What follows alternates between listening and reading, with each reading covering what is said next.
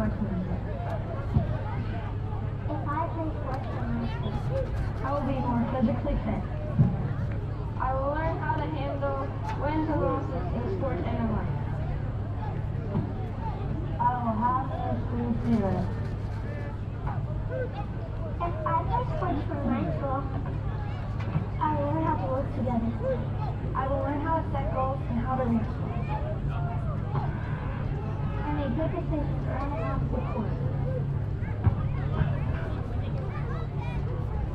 If I play sports for my school, Play sports for my school. If I play sports for my school, I will learn how to be a leader.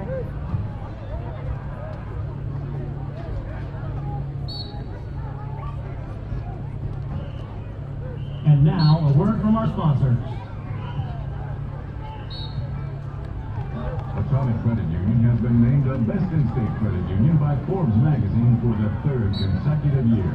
Based on trust, terms and conditions, branch and digital services, and financial advice, Atomic Credit Union is your trusted, local, full-service financial institution. Visit us at any of our 13 branch locations or online at www.atomiccu.com. Our roots are right here in this area. We're local. Many of us were born and raised in the communities that we serve. Because of that, we make our decisions right here at the bank. Some places have local branches. We have local roots. Ohio Valley Bank. Community first. Member FDIC. Visit us online at ovbc.com.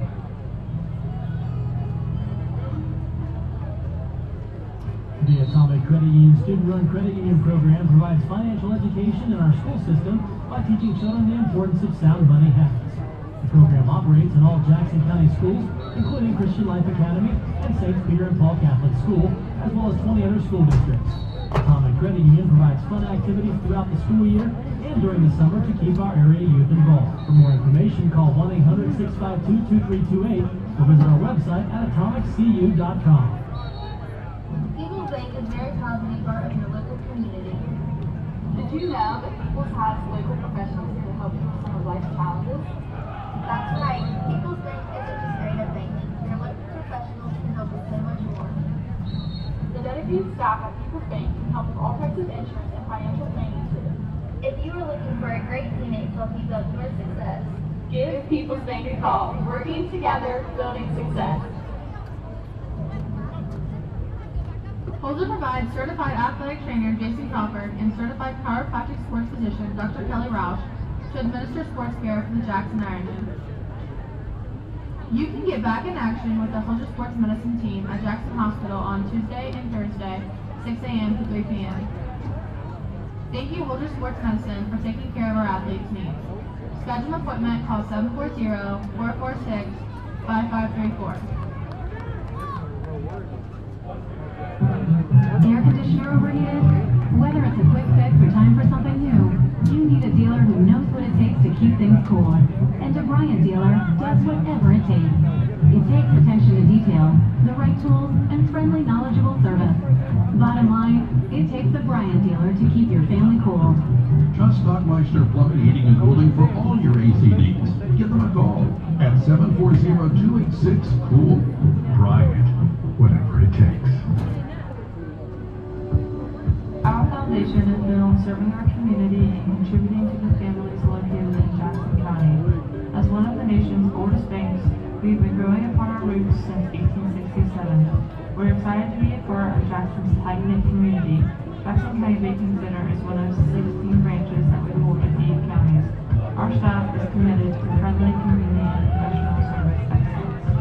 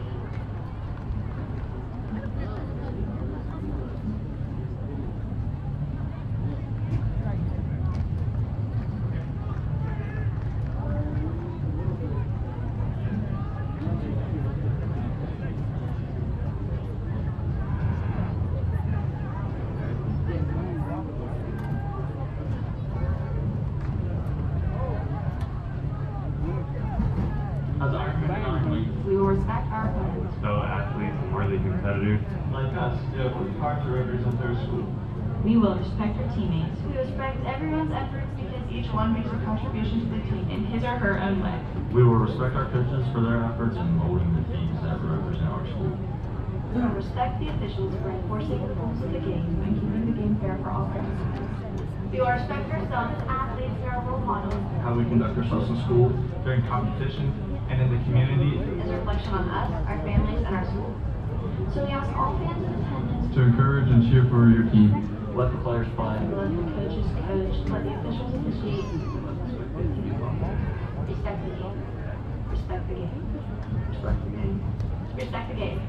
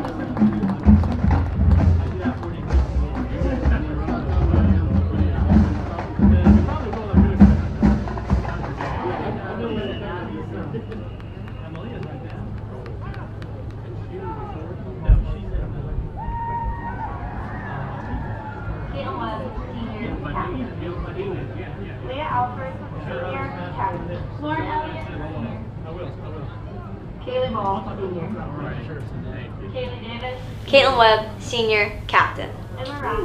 Leah Alford, Senior, Captain. Lauren Elliott, Senior. Kaylee Ball, Senior. Kaylee Davis, Senior. Emma Rasp, Senior. Haley Bachtel, Senior. Gabby Webb, Senior. Kendall Osborne, Junior, Captain. Kylan Bowman, Junior. Olivia Moore, Junior. Megan McGee, Jr. McKinley Morris, Junior. Hannah Merrill, Jr.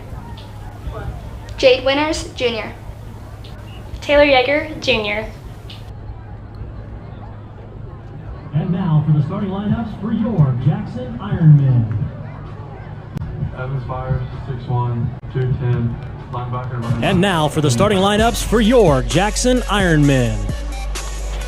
Evans Fires, 6'1", 210, linebacker, running back, senior captain. Grant Maston, 6'1", 225, inside linebacker, senior. Ty Jones, 5'10", 170, nose guard, senior, captain. Tristan Prater, 6'1", 180, wide receiver, corner, senior, captain. Jacob Winters, 6'3", 215, quarterback, linebacker, junior. Cade Wolford, 5'10", 175, running back, free safety, sophomore. Holden Blankenship, 5'9", 160, corner, receiver, senior. Drew Bragg, 6'2", 205, receiver, safety, senior. Caleb McGraw, 5'9", 190, nose guard, center, senior. Trenton Evans, 6'4", 250, O-line, junior. Nate O'Brien, 6 foot, 280, O-line, junior. Brady Butcher, 5'10", 180, middle linebacker, junior.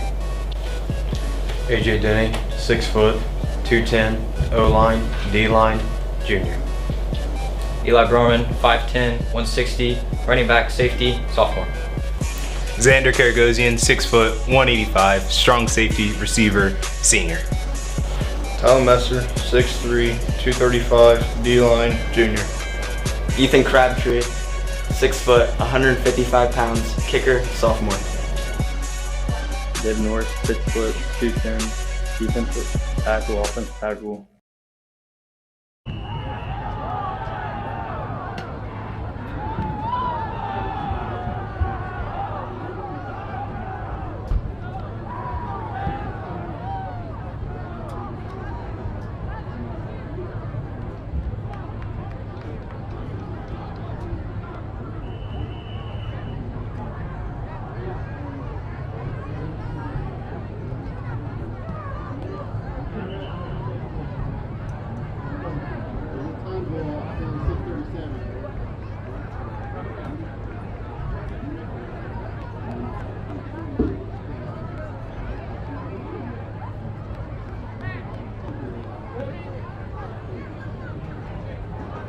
Ladies and gentlemen, Randy Evans Construction is the proud sponsor of tonight's game. For over 30 years, Randy Evans Construction has been designing and building custom homes and commercial buildings in Jackson and surrounding counties. Randy Evans Construction has also been a long-time proud sponsor of athletic and academic events for the Jackson City Schools. For all your residential and commercial design and building needs, look them up at randyevansconstruction.com or follow them on Facebook. Representing Randy Evans Construction here tonight is Randy, his wife and Jackson Middle School health teacher Marlena, as well as other members of the family and friends.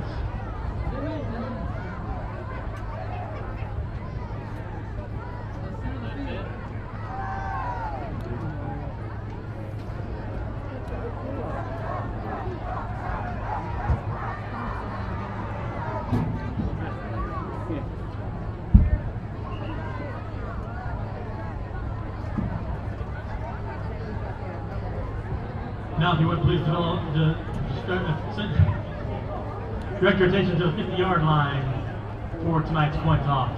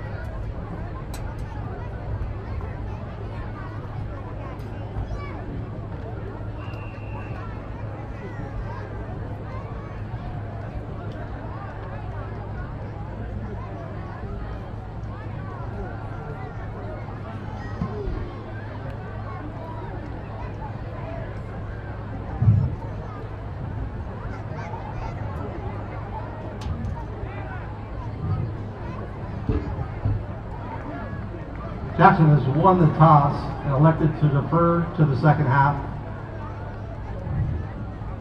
Wheelersburg will be seating down at this end.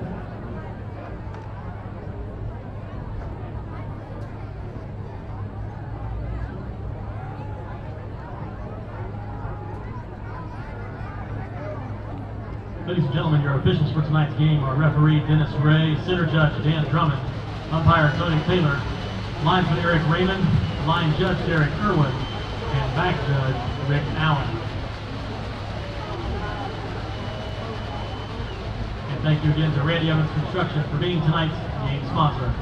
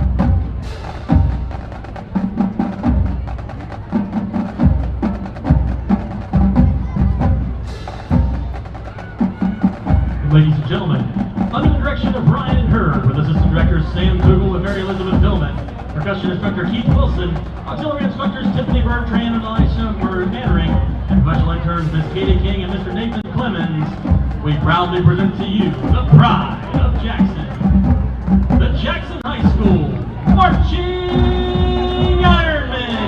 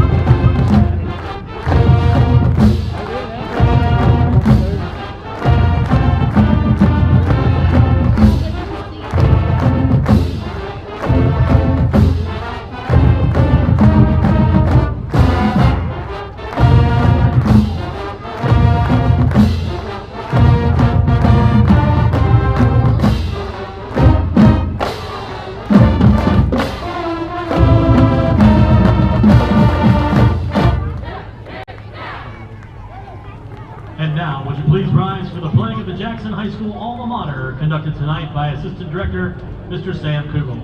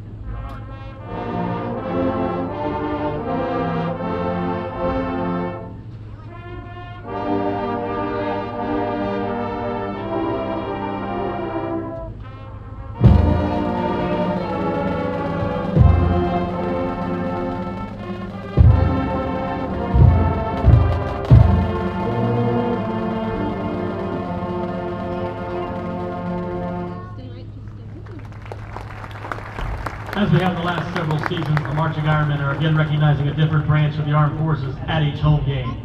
Tonight we're asking that all current and veteran members of the United States Coast Guard please stand and be recognized as the band plays your service song, Semper Paratus.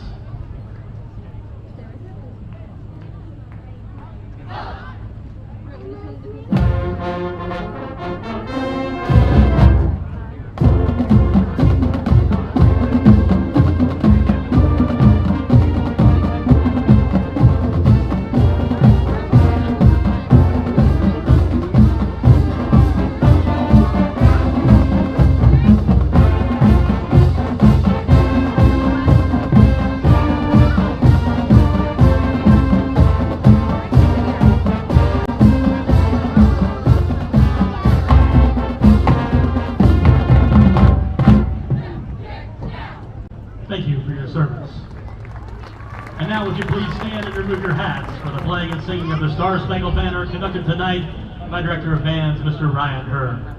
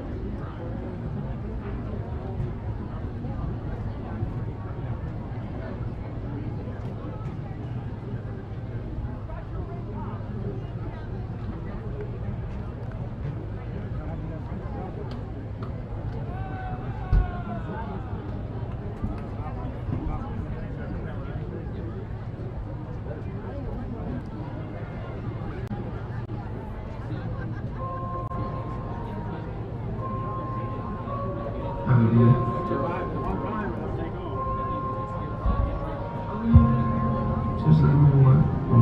Just let me work.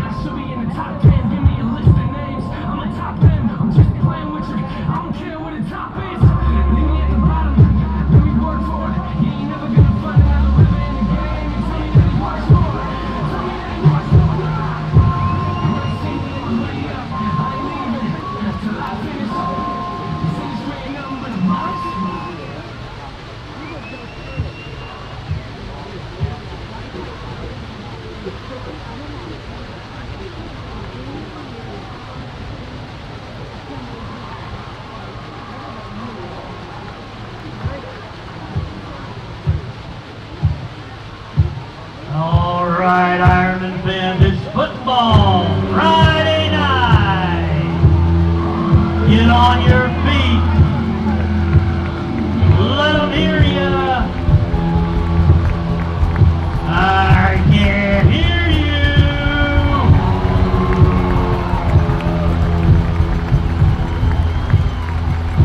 Here comes your Jackson.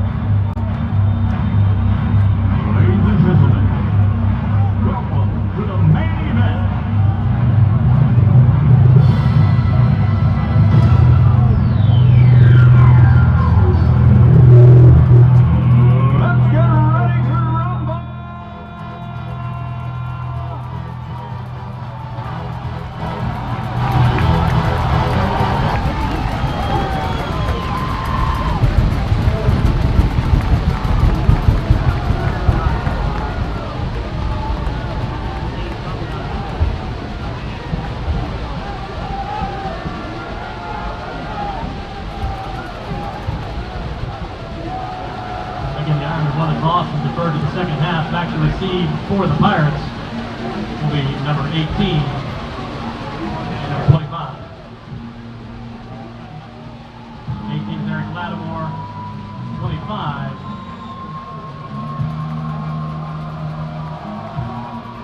Referee's kick will be taken. It bounces at the 14-yard line, picked up at the 10, up the left side of the field, and returning it out. Speed 1, number 25, to the 20-yard line. Eli Browerman gets the tackle. Good coverage there by the Jackson kickoff team. That's always been an interesting source this year. They have truly improved the last couple weeks. He has a good pressure there, and number 28 wraps him up, brings him down, marks the ball right at the 20-yard line. Only a 10-yard return there. Warren took it on the hop cleanly, almost went down to one knee there, and Ironmen covered very well there. The Ironmen have given up 2 kickoff returns for touchdowns. Bryson Stanford, a sophomore, is the next quarterback for the Pirates. Split back behind him as he steps up under center. Wide out to both sides. And handoff to one over the right side of the line and getting about a half a yard as Billy Ironman doubled it with Grant Maston and Xander Carragosian. Here comes a very late flag from the far sideline over there. Grant Maston set that play up, tackled the runner, and kind of threw him down. Let's see what this call is. Jackson very excited. Front three for the Ironmen. A little change in there. We see Ty Jones not starting tonight. Ty got banged up last week. We were curious, did not know exactly how much we would see a Ty, but Caleb McGraw has moved over to the nose guard position. And also in there will be A.J. Denny, and the other tackle will be David Norris. And there is no flag. They are picking up that first penalty. They'll put them back in their pocket. We'll go 2nd and 10. Virtually no gain on the play. They'll bring up 2nd down and 10. Ball once again at the 20-yard line. Inside linebackers will be Brody Butcher tonight, along with Grant Maston, Drew Bragg, Evan Spires, the two outside linebackers. High formation for the Pirates, Wheelersburg Pirates, and second back through, gets the handoff, breaks through the initial line, and gets 5 yards out to the 25-yard line. Xander Carragosian with the tackle after about a 5-yard gain. He was our Monroe Collision Hit of the Week award winner last week. Really playing solid football for the Ironmen. He is our strong side safety. Cade Woodford, our safety. Holden Blankenship, Tristan Prater, the two outstanding corners. 3rd down and 5 as Pirates break the hole. They send Josh Clark, number 4, out wide to the right side. Everybody else in tight. Key formation. And a little counter action, and it will be out over the 30 to the 32-yard line.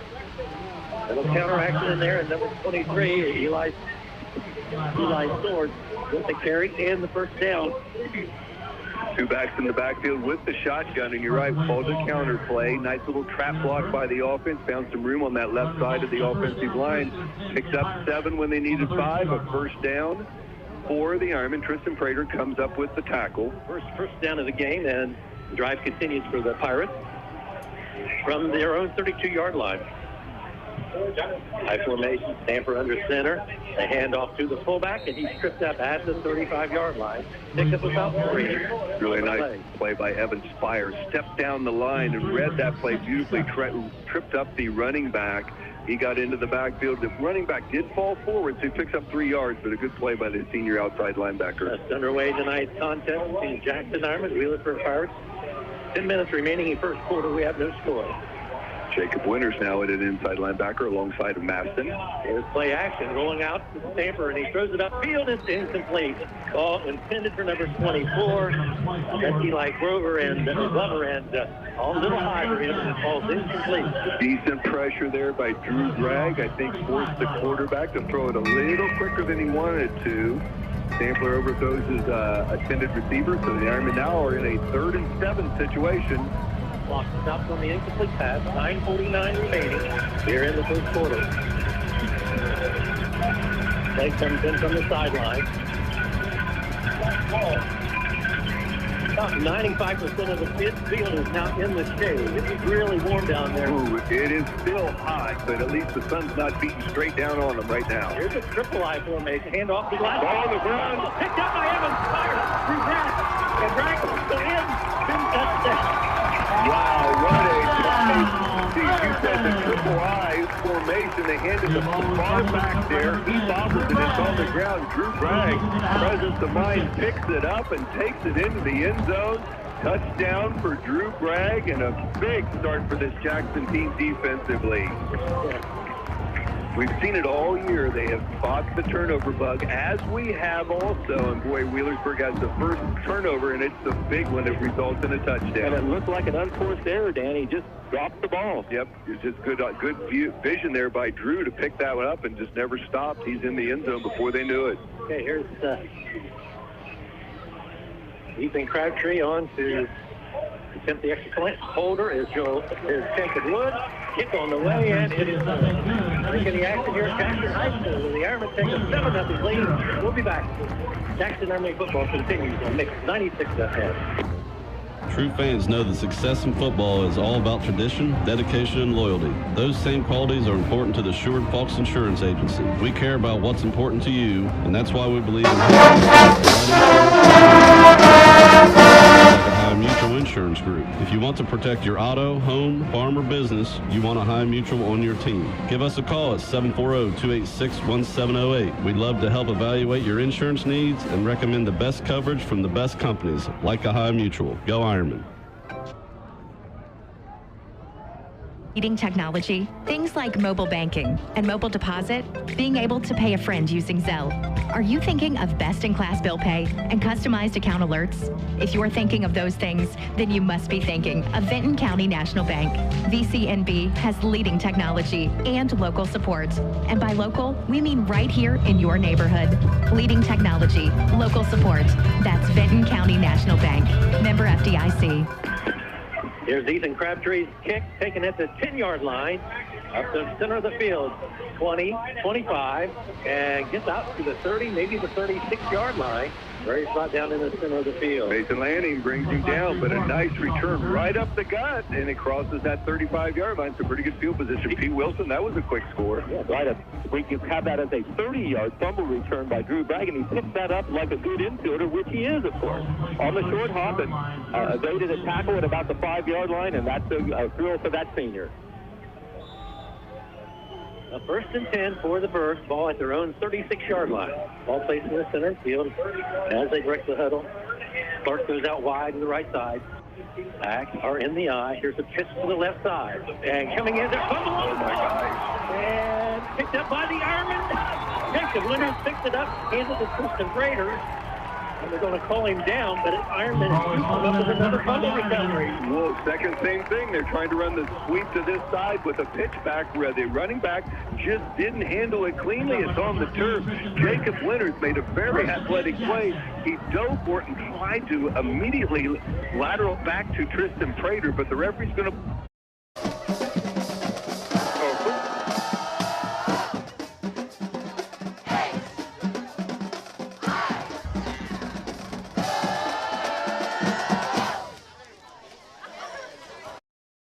Boy, the Pirates fighting that turnover bug, and I tell you, it gets in your head sometimes.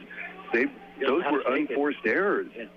These first 2 turnovers, and see if Jackson can keep taking advantage of it. Wide outs to both sides for the Ironmen as Evan Spires stands in the gun.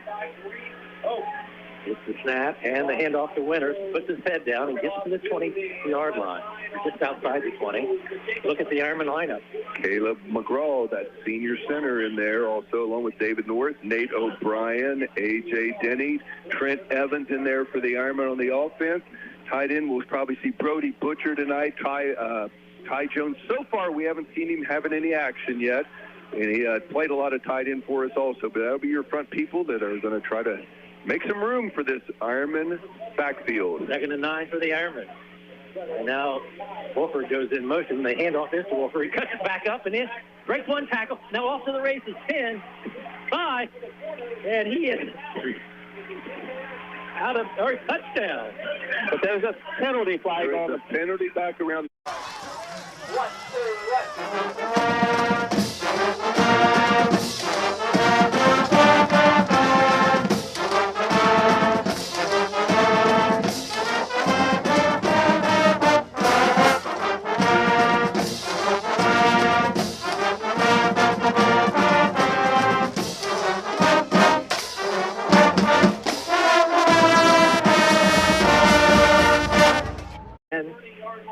about 18. Bader goes wide to the left side for the Ironmen. Ironmen 2 weeks ago had 5 holding calls, really hurt them, but still won the game against Tri-Valley.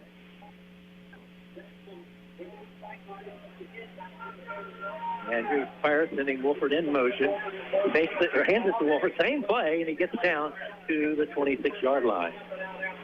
Gain of 4 on that, brings up 2nd down and not a long fist to 114. Kylan Messer in there in that offensive line for the Army. Went unbalanced that left side and put some big bodies over there side by side, but Berg defense stayed strong there, so we got a 3rd and long situation here. It's a 3rd down. Now spot to the right side, actually to both sides. Evans fires in the shotgun. Coming in on the sequence for Darla. Sends Wolford in motion, hands to Wolford. It's the reverse, back to Wood. Big play in there. Number 66, Holsinger, in for the play of the game so far. Would you say that is blowing a play up? Yeah. The Ironmen were running a trick play, and one they probably practiced all week long. It was going to be a double reverse coming back to Jake Wood, but Holsinger was in the backfield, and on the handoff, he hit both the running backs. And Wood goes down, so the Ironmen will be knocked all the way back to the 37-yard line and be forced to punt on a 4th and long. 4th down 25 as Tristan Prater stands at his own 49-yard line to punt this one away. No pressure. And it's a line drive type kick, and it will be down inside the 5 and rolls out of bounds at the 3-yard line. Tristan does a great job. He feels the pressure. If there's no pressure coming, he'll just stand there and hold it, let his punt team get down there deep. That time they just pooch punts it, and they stop it down about the 3-yard line. That's great execution. Wilson? A 35-yard punt by Prater, but most important, no return and inside the 10-yard line, back inside the 5. And Wheelersburg, after losing 2 fumbles on unforced plays, will have to start from their own 2-yard line. Down by 7 as Ironmen capitalized on a scoop and score by Drew Bragg on Wheelersburg's first offensive possession. Sean Woodard in there, one of the defensive tackles. There's a C formation handoff over the left side and out to the 5-yard line with Frank Maston first to hit and all of Caragosian, the ball carrier. You'll get used to saying number 57's name on defense. He just finds the football, does a fabulous job at it. Nice gain for them as they get a little bit of room. We had them backed up. That gets them across the 5-yard line near the 6. Second down and 6 as we approach the 6-minute mark here in this first quarter. Wheelersburg, everybody in tight. They'll do the key formation once again. And handoff second back through and stop. Oh, he stays on his feet. Stumbled out of the pile. Comes out to the 20, 25, 30, and out to the 35-yard line. The penalty flags come in. Eli Browerman brings him down, but a fabulous job by the running back. Big pile up right there at the middle of the line. Looked like we had him stopped. He kept his feet going. He decided he wasn't. Found a little seam, breaks it out to the near side here in front of the Jackson fans, and brings it all the way out to the 40. Let's see what the penalty is. Sideline warning. No penalty. No penalty yet. They're first against the Ironmen. Boy, Jackson had the 2 quick turnovers. Berg turned it over twice. We didn't take advantage of that second one. We had a short field, didn't get that score. Let's hope that doesn't come back to haunt us. Unbalanced line for the Pirates. Full house formation. Left side, they go to the weak side, and Bragg is there to stop him right at the line of scrimmage. A little bit of help by Madsen and Prater, but Drew Bragg makes the play, and that's a no gain. That was Jake Darling with the carry. He gets no gain at all on that play. Drew Bragg having a good first quarter here. Remember, he scored the Ironman touchdown on the fumble. He picked up and took it in from 30 yards out to give Jackson this 7-0 lead. We're midway through the first quarter. Ball is on the left hash mark as the Pirates move from the south end of stadium going towards the scoreboard. Once again, unbalanced line. Full house formation. Stamper under center, counter action, and stop at the 41-yard line. Little gain there. The Evans fires in off the bottom of the pile. Caleb McGraw also from his down tackle. He's now moved out to the tackle position. A.J. Denny is now at the guard along with Woodyard.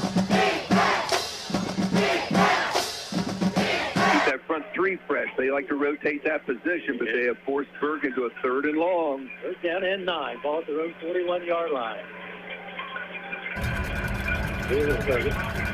Takes the snap, hands off left side, and stopped at the fumble on the play.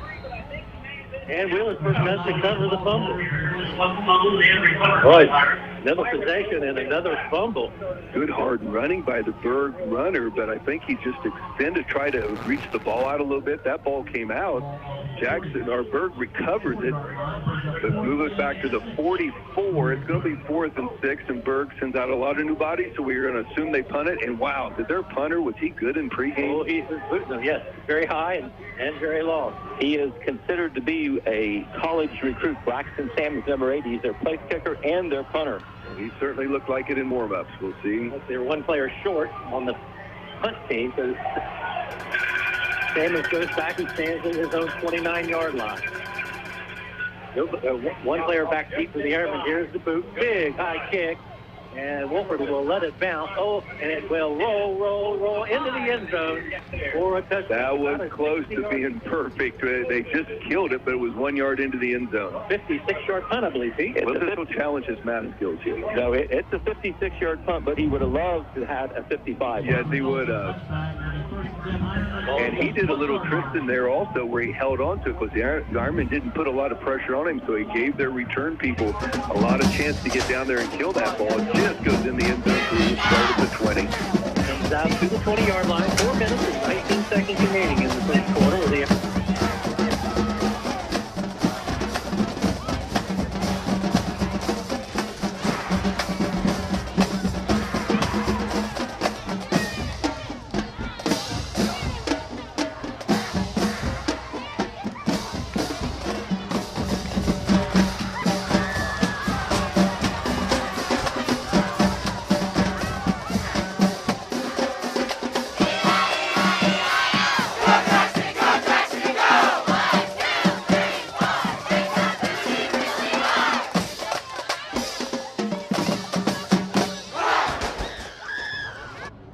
Usually it's week 1 or 2, but this is week 1 or 2 type heat tonight. It is. Yeah, it's it's in the low 70s, but I think the humidity is bad. Dan certainly feels that way up here. It is here in the press box. I will say that it is very clammy, should we say? Okay, what the Ironmen come up with is 1st and 10 from the 20-yard line after the long boots by Sam. Yeah, he does have a live leg. That is fun to watch, somebody who can punt the ball like that. Wide out to both sides for the Ironmen. And on an unbalanced line to the left side, high snap.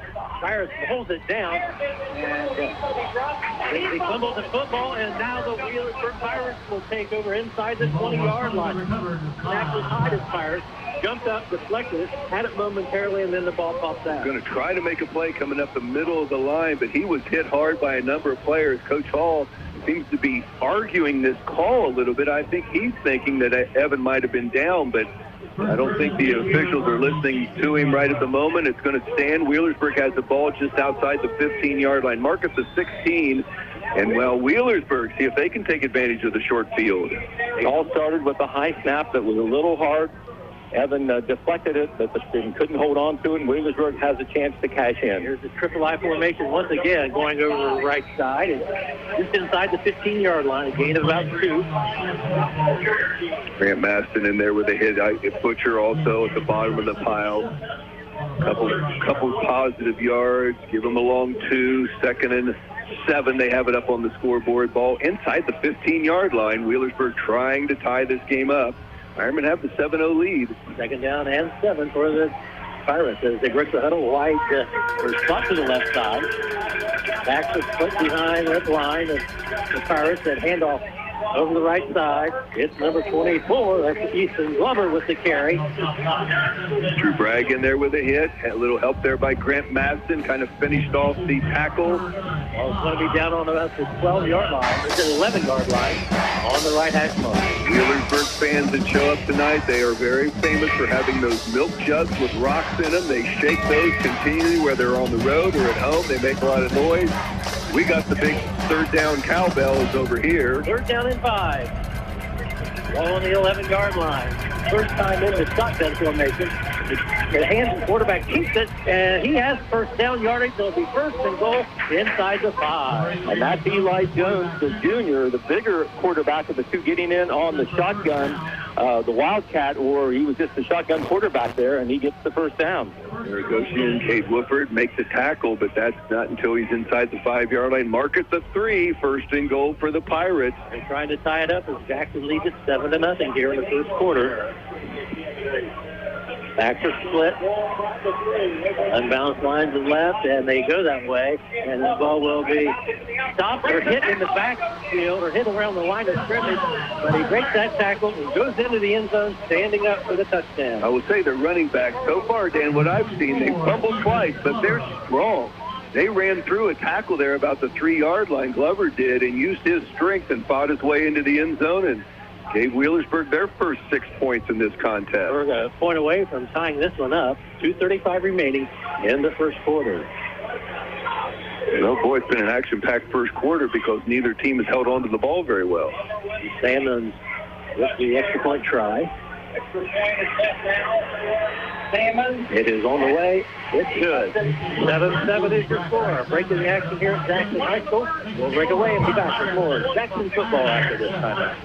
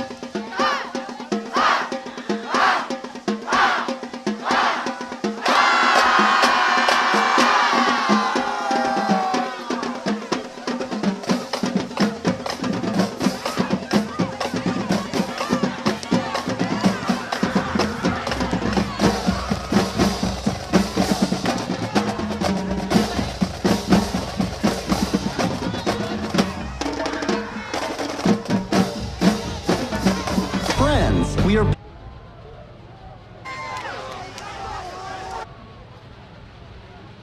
back at Jackson High School. It's 7-7 is your score, and there's the kick by Salmon.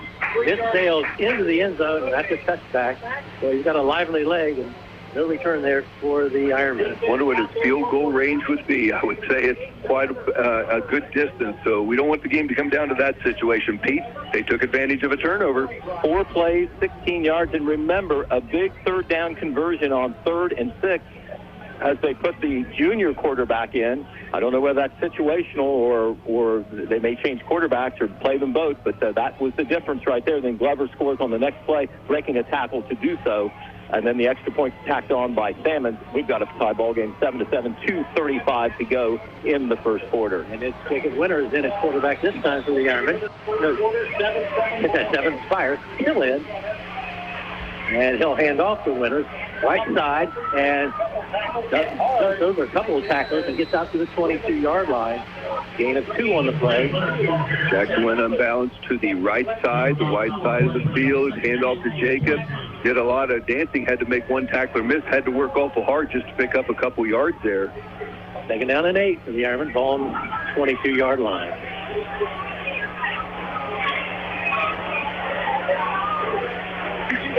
Salmon breaks the huddle, and Evans fires in the shotgun.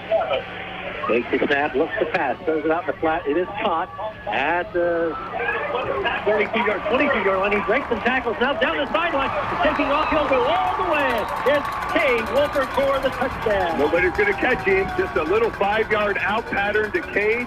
Made a great job catching. Looked like there were multiple defenders out there, but Cade just was able to get away, run away from one of them, and then down the sideline it became a foot race. Now there is a flag out there around midfield. Let's see what the call is, but it looks like another touchdown coming back for the Ironmen. And boy, this is painful. Or did he just step out of bounds? I think he was out of bounds. Well, he was very close on that Berg sideline. He'll be out of bounds at the 49-yard line of Wheelersburg, but nobody's going to catch Cade as he scampered down that far sideline. Cade has been very effective as a receiver this year. Obviously, that was a big play there. And the center is Evan Spires unbalanced to the right, and they go left with Wolford. Looking, and now he finds his way out a couple more yards down to the 47-yard line. Coach all talking about he wants this offensive line to start establishing this running game a little more effective than they have been the last couple weeks. Hasn't been easy trekking so far. That was about a 2-yard gain. We're across the 50 into Wheelersburg territory. Marks the ball at the 47. 1 minute and 20 seconds to go in this first quarter play. We're tied at 7-7.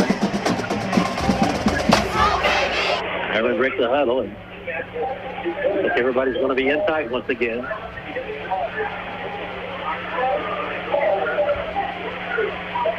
Flyers under center. And hand off to the left side, and it's Browerman with the carry. Eli Browerman. Browerman with a short gain of about 1 on the play. We'll bring up 3rd down and 7 now. Ball plays to the Wheelersburg 46-yard line. Each team now has had a sideline warning, so I assume the next time will be penalties for either one. Browerman, another sophomore running back, very effective on offense and defense this year, really getting a lot of quality snaps. Substitutions into the game. The Trader comes in, Jacob Wood in, Caragosian splits wide to the right side.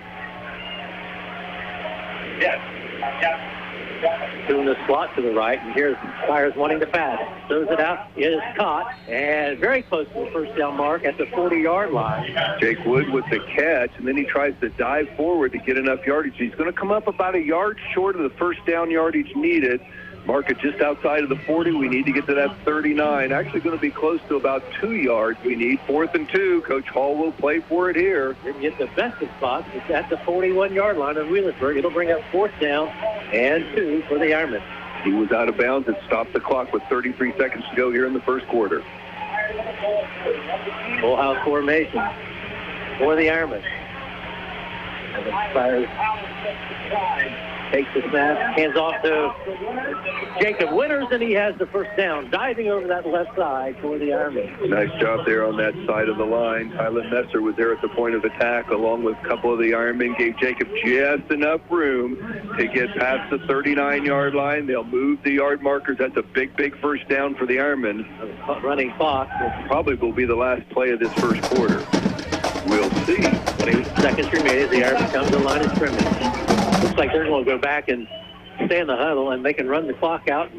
That'll be the end of the first quarter play here, where the Jackson Ironmen and the Wheelersburg Pirates are all tied up at 7-7. We'll break away, and we'll be back with more Jackson Ironmen football right after this timeout. And that's the end of the first quarter. Your score on the Ironmen 7, Wheelersburg 7.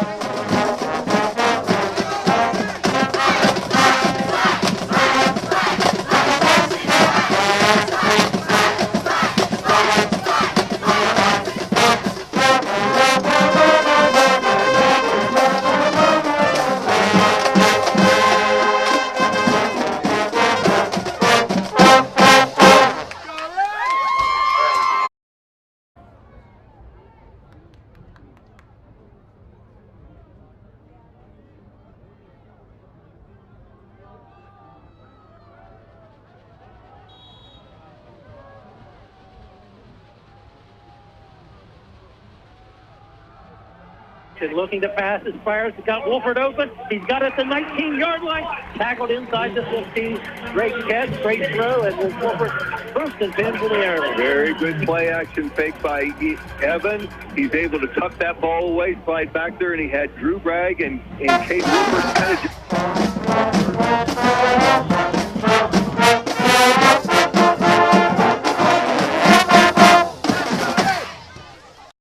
Play to open up the second quarter. How many yards, Steve? That was a 26-yard gain. Flyers now 3 of 3 for 60 yards here in the early going. Bounce line to the left. Flyers hands off to Winters that way. Through the hole. Had to cut it back in as the hole opened up, and he gets close to the 10-yard line. They'll mark him right about the 10. It'll be 2nd and 7. Early here in the second quarter, a 7-7 football game, and the Ironmen trying to get a lead here. You feel that Coach Hall wants to try to establish a power interior running game that's been pretty spotty, frankly, here the last several games, but right now certainly in 4-down territory at the 10-yard line. Let's see how he plays this. No question he wants to get this running game going. Wolford out to the right, Trader to the left side for the Ironmen. Sends Wolford in motion. The handoff to Cade, and he cuts it back in at the 10, down around the 6, maybe 6-yard line. They're going to knock a knee down at... back about the 8. Yeah. So we're going to be looking at a 3rd and 4. Jet sweep coming there. Cade's dancing his way and picks up a few positive yards. Nothing's been easy for the Ironmen running the ball yet. Inside the 10-yard line, it's 3rd down and 5. Ball at the 8-yard line of Wheelersburg. And then placed on the left hash mark as they go towards the scoreboard here at Alumni Stadium. Thorman in the slot to the left. He goes in motion. They fake it to him, fires for the keeper, and he does one nice job of eluding a tackler, but the penalty flag is thrown at the 3-yard line. Wow, that's painful. We'll see where that is. Evan dove and got right down, would have been right at the 1st down yardage needed at the 3-yard line. Penalties against it's going to go against the Ironmen, and we've had a couple costly ones here.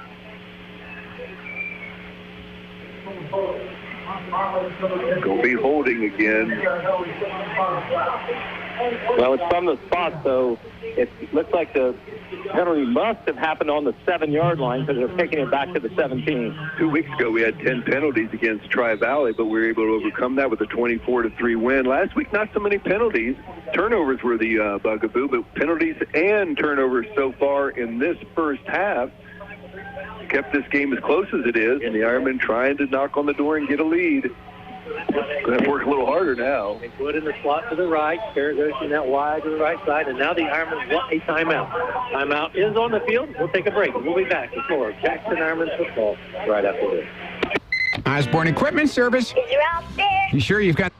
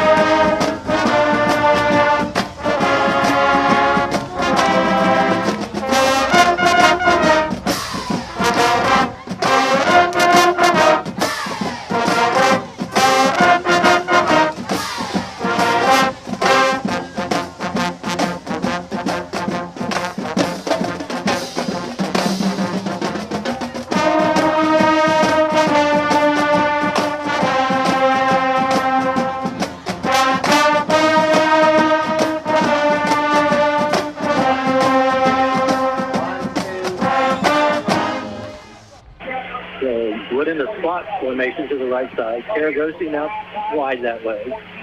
Spires sending Wolford in motion, and he rolls, looking to pass. Wide open, he sets the ball. Touchdown, Jackson. Pretty play. That's a pass to Eli Berman. They read the trips to the wide side, kind of cleared it out. Eli kind of slid out there in the flats, and a pretty touch pass by Evan Spires right over the helmet of Eli Berman. He made the catch, and he just walks into the end zone. Huge play for those Ironmen on a very a very tough 3rd and long situation. Overcame a penalty there. 17-yard line. Ironmen gets the touchdown and regain the lead. Here's the extra point. Wood holds. Crabtree kick and on the way, and it's good. 14-7 now is the score. Jackson has regained the lead. Another break in the action. We'll be back for Jackson football after this timeout.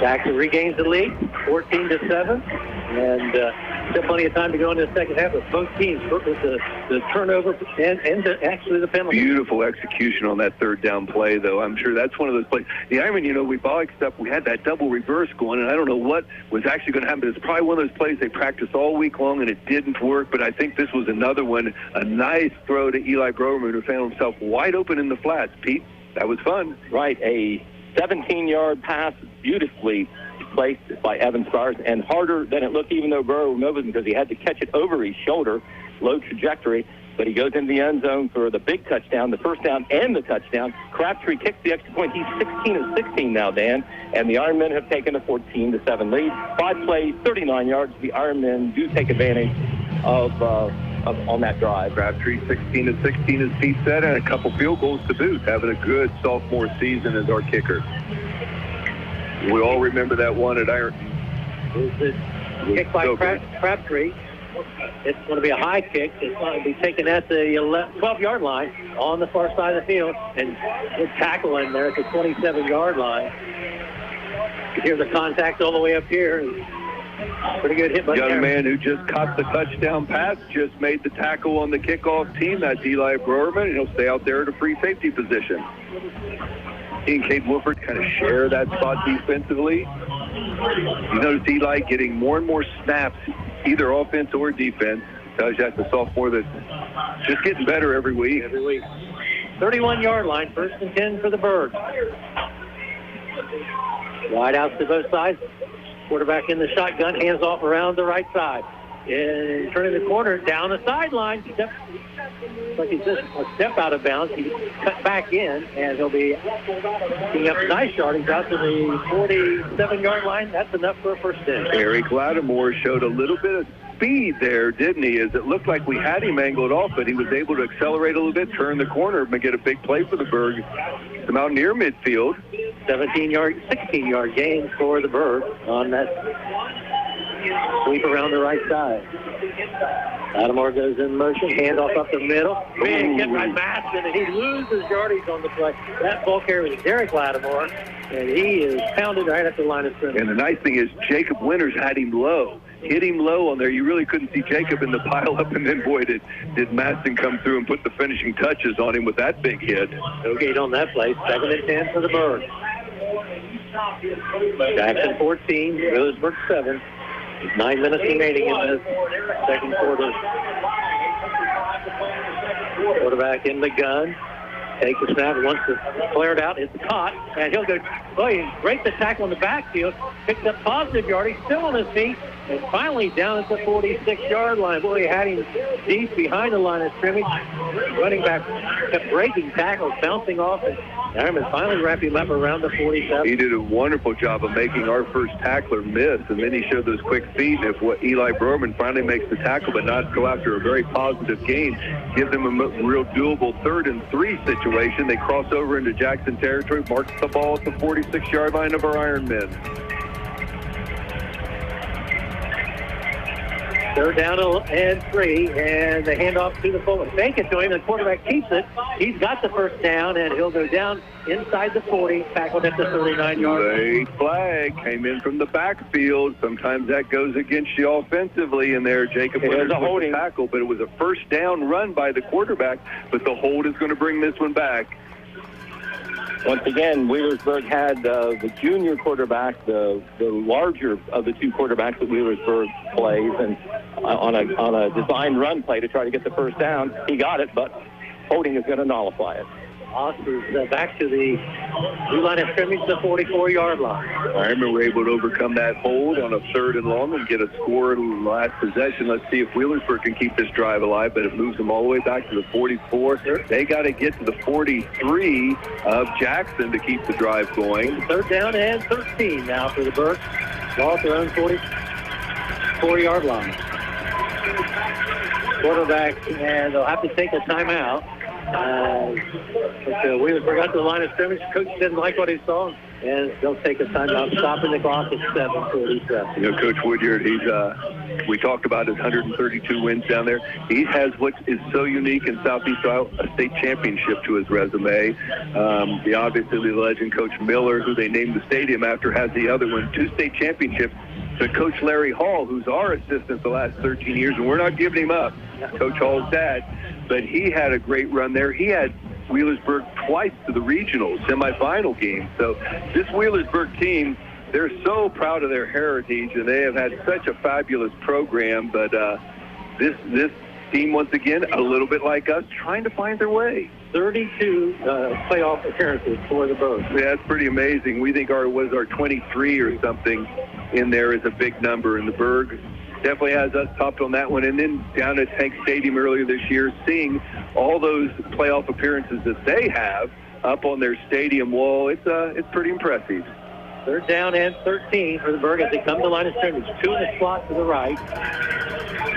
River in the backfield, looking to pass, looking upfield. Ball's going to be incomplete.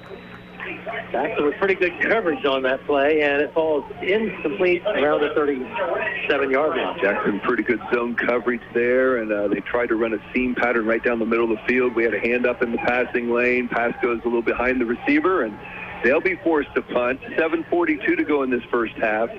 We know one thing for sure: if they punt, it's going to be a deep punt. This young man has a very live leg. Once again, he's on the 44-yard line, Dan. Remember, that's where they were the last time when he kicked a 56-yarder when they just made it to the end zone. Also drops all the way back to the 15-yard line. Very deep drop on the punt. There's a kick. It's off the side of his foot. Short kick, wobbly kick, and it takes a Wheelersburg roll and will be down inside, right at the 25-yard line. That one, we talked about it too much. He's got it off the side of the foot, still gets it down to the 25-yard line. Put the pressure on him there, but still no return allowed on that one. But net yards, that's good. Stay with us at halftime. We got a special guest. We do. You know, I don't know if anybody realizes it, but next week is a big week in Jackson. It is, and it was gone last year because of COVID. But Apple Festival will make it. It is back, and we're on the road next week, so we don't get to have what we call the Apple Bowl, but we're still going to maybe talk to some royalty tonight. Okay, 1st and 10 for Jackson. Ball on the left hash mark. Pirates sends Wolford in motion, takes their hands to him around the corner, and breaks one tackle in the backfield. Now picks up positive yardage. Looks like he may have a gain of 5 on the play. Dave Wolford been really effective tonight. Had 2 big catches in that last drive that resulted in the touchdown to Eli Browerman.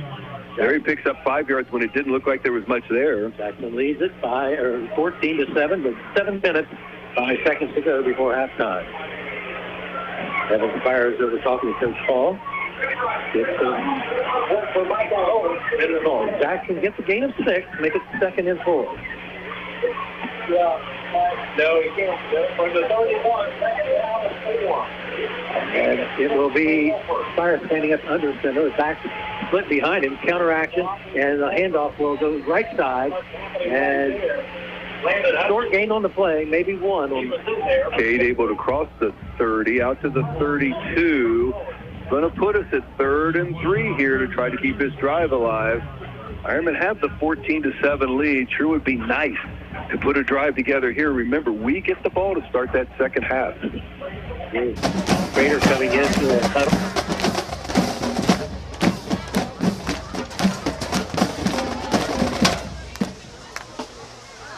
Time tonight.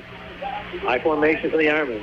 Fire steps up under center, and now movement along the line of scrimmage may give the Ironmen a penalty via the penalty.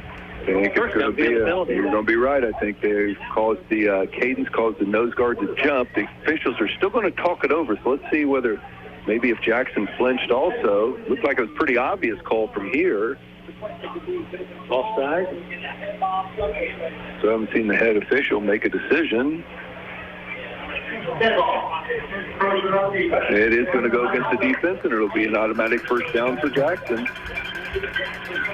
Ironman now with 5 first downs. Wheelersburg has 4. Both of these teams have had some good plays, but sometimes have often been hampered by their own mistakes, whether it's a fumble or a penalty. And there's a big penalty. Is the 37-yard line of Jackson. Place it on the right hash mark. High formation. Here's a pitch to the left side. And Wolford gets out over the 40. He's hit hard there. Right at the 40-yard line, falls forward to the 41. We'll pick up 4 yards on that first down carry. Seeing that quick pitch a little bit more in our offensive arsenal out there. And Cade can get out there quick, and then if he has that good vision and sees and makes the cut, you just never know what can happen. They wrap him up after a 4-yard gain. Play clock down to 19 seconds as Evans fires as Ironman in the hoe. Prater goes to the right side. Wood to the left side. Backs are splitting. Fires looking to pass. Throws it out in the flat. It is caught. They're going to rule it incomplete, saying Prater trapped the ball. So brings up an incomplete pass. Does stop the clock. It's 5:06 remaining now before halftime. Tristan dove for it, but the throw a little bit low. Does stop the clock. The third and, which you would call long, 3rd and 6. And they need to get to the 47 to keep this drive alive. Abel can get through that 3rd and 12, I think, on the last drive that resulted into the Ironman second touchdown. Okay, Ironman breaks the huddle. Wood and Prater go out wide to the right side. Nobody here on the left side. Shotgun. They send a man in motion. Faking it, now looking to pass it. Fires. Looking. He's in trouble. Breaks away from one tackler. Throws it upfield. It is caught. Whoa, great catch at the 44-yard line. It looks like he had glue on his fingers there, but he's hit immediately and will bring up 4th down. And that was Cade Wolford who made the catch, and he took a hit immediately, and the Ironmen are going to be 2 yards short. A lot of new red jerseys on the field, so we're going to assume it's going to be a punt for the Ironmen. They're on their side of the 50, so they don't want to go for it here. The Ironmen's only other punt, I noticed the Prater could have actually probably taken off on the run. So he always will consider it. He takes a look. They better put a little pressure on him, or he'll hold it back there, and he would go for it. I think if he thought he had, I think he has that ability to make that read. Here's the kick. As he steps forward, it's going to be a good catch, or a fair catch called for at the 19-yard line. Making the fair catch for the Birds is number 19, Casey Ewell. Well, the Bird will have 4 minutes and 16 seconds to try to tie this game up. Pete Wilson, yardage on that last punt. That was a nice one by Tristan. 37-yard punt, no return, nice and high, as Prater has always does, often either away from the intended receiver or high enough that he's going to have to field it, often results in a fair catch. Prater has not had a punt returned against him so far this season, and I believe he didn't last season either. That's an amazing stat.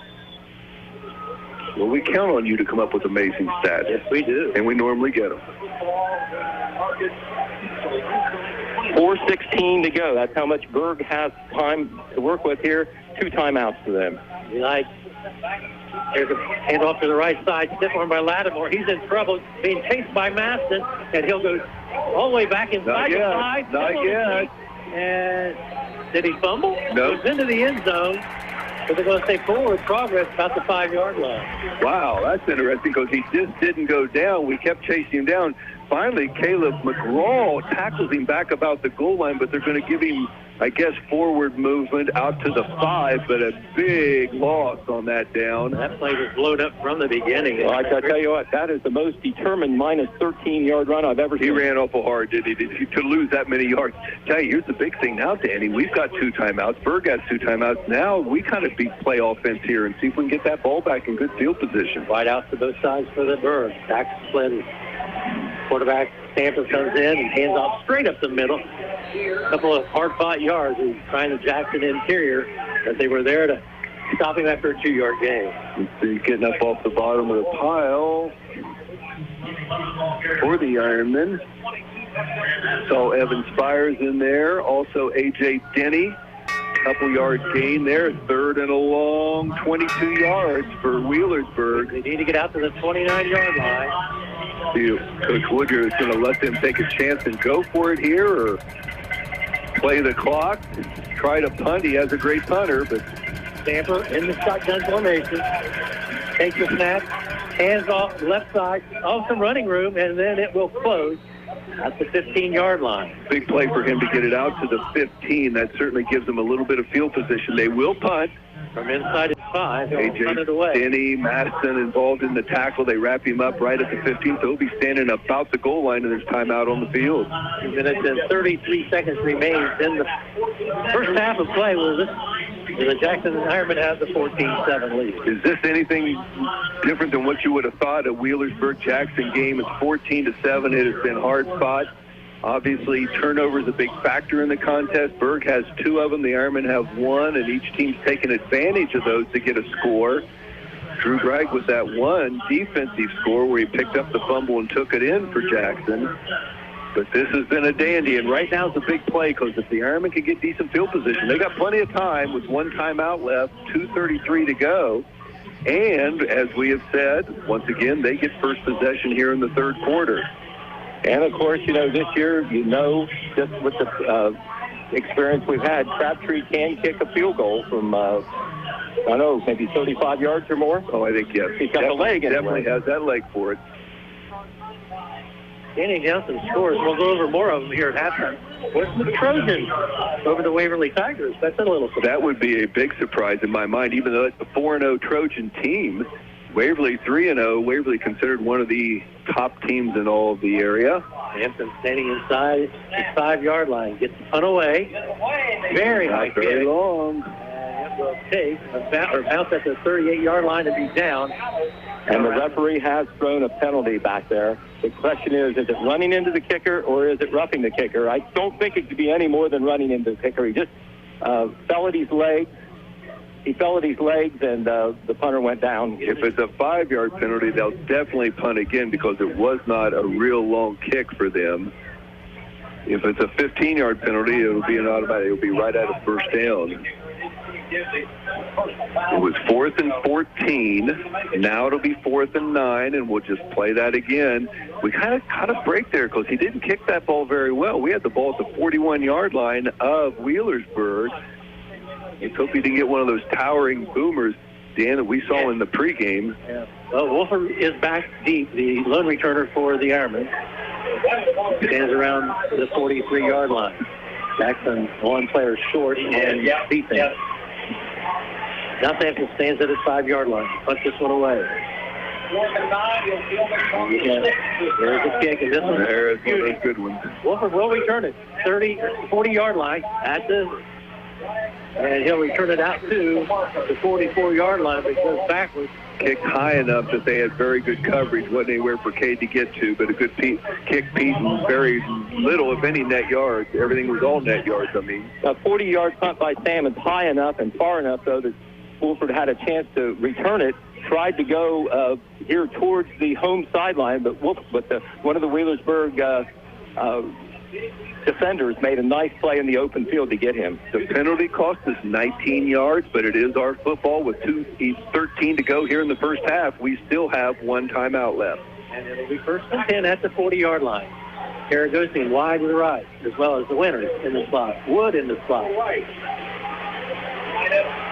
And now they move Wolford in motion, and there's a snap as a low one, and it's going to be, he picks it up and throws it upfield. And it is caught by Tristan Prater. Wow, Evan Spires picked up that ball and able to look up and find Prater here on the left side. That one had disaster written all over it, but we at least do make a catch and maybe a positive yard or 2, and Prater does not get out of bounds, so the clock's running. Gain of about 3, 2nd down and 7. Now down to 1:45. A couple times we have been able to handle that snap out of the shotgun formation. One resulted in a turnover. That time Evan able to make actually a completion out of it and get a couple yards. He got what he could get out of it. Out to the right side and left. Fires. And Wolford in motion. Now they stop the play. I think it's too much time. Play a game for the Ironmen. Right. It's going to be a 5-yard penalty. 2nd and 7 becomes 2nd and 12.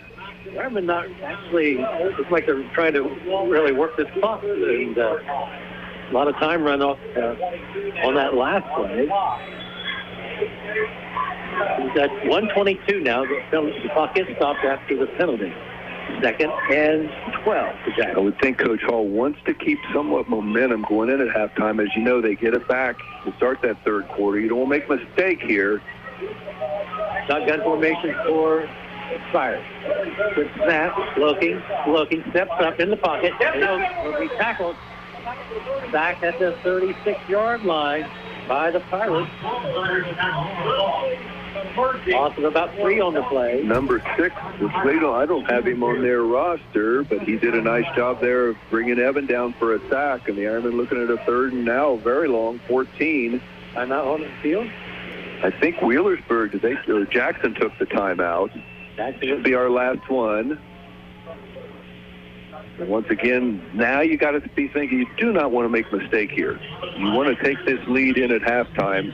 That's the very worst scenario. 3rd down and 14. Ball rests at the 36-yard line of Jackson.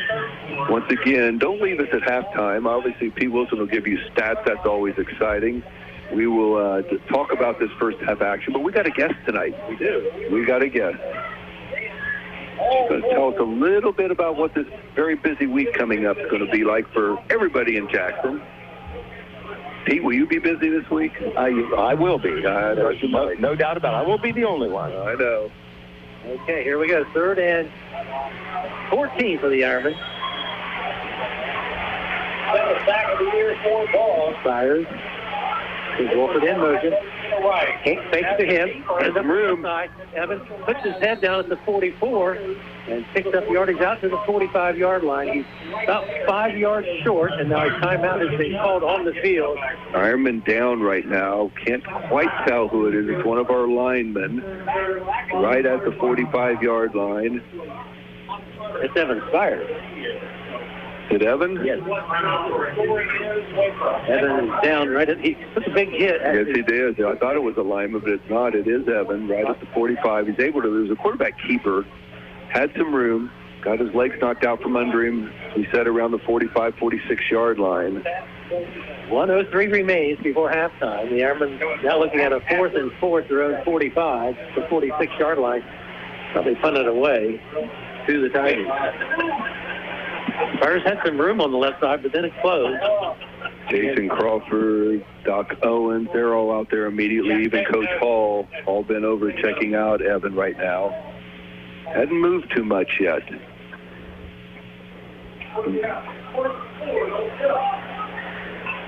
I'm going to sit him up, and this is a good sign.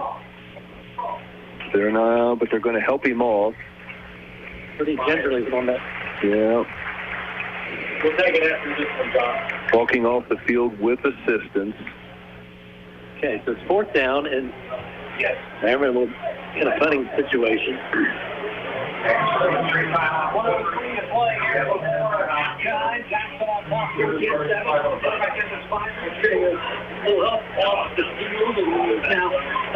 Fourth and 4. Wheelersburg, no timeouts left. That was a Wheelersburg timeout on the last one. We have one. Can't imagine us going for it in this scenario. See Ty Jones in. That's a good thing to see. He snaps to the punter, but haven't seen him on that defensive nose position. Ty's been such a solid player for the Ironmen defensively this year. Nursing an injury from last week. They'll punt it away from their own 45-yard line. One player deep for the Berg. Here's the snap. It's a good one. And there's a kick by Prater. Goes down the field and will be down at the 22-yard line with 54 seconds remaining before halftime. Jackson leading at 14-7, and Wheelersburg with no timeouts has the ball at their own 23. 32-yard punt there by Prater. Got it off, as always, took a few steps, took a look, saw some pressure, kicked a low liner that bounced the wrong way, but still Wheelersburg deep in their own territory at the 23-yard line. 54.4 seconds to go, and they have no timeout. So they come to the line of scrimmage. Stamper sends a man in motion. Left to right, looking to pass, and throws it out in the flat. It will be caught, and Lattimore is pushed out of bounds at the 26-yard line. You saw how explosive Lattimore can be in space. Nice job by Tristan Prater there to run him out of bounds after a short gain. The gain of about? He has quick feet. Clock did stop as he's pushed out of bounds. Although Tristan, one of the top cover corners, I think anywhere around. Yep.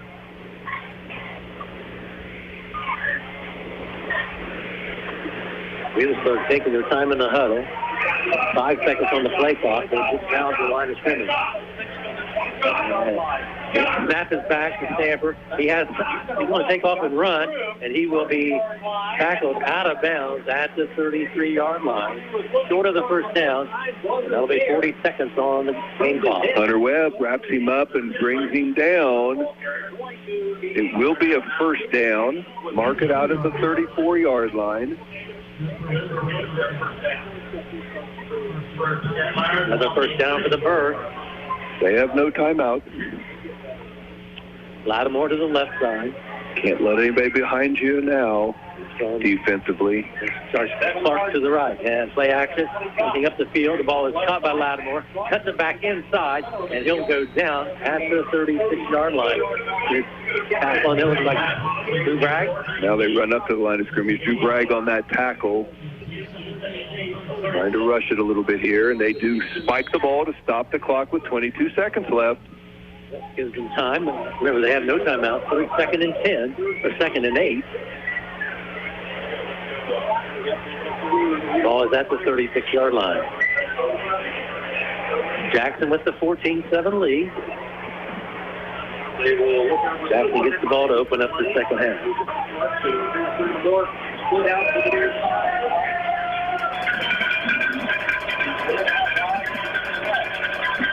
And low snap, and Stanford picks it up and the ball over the middle. How did he hang on to it? And catch is made right at midfield. Wow, good coverage there by Eli Broerman, but the receiver, tremendous concentration, and somehow held on to that when they're going to give him a first down right at midfield.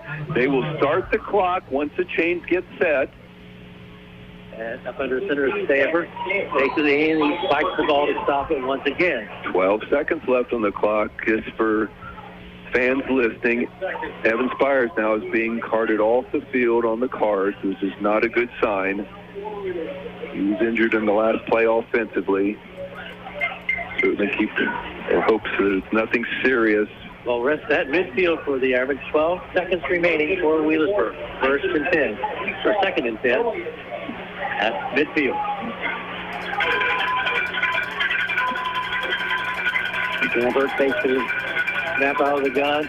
Pressure, looking, has all kinds of time, and this one is overthrown at the 35-yard line. Jacob Winters on the coverage for the Ironmen. Good coverage all over the field by Jackson as he had time back there to try to get a receiver open, but never did come free. Throws it incomplete. 5.4 seconds left in this first half.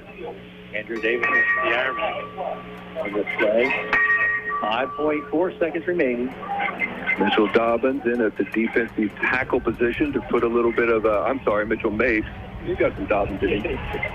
He's in as that defensive end position, put a little pressure on the quarterback.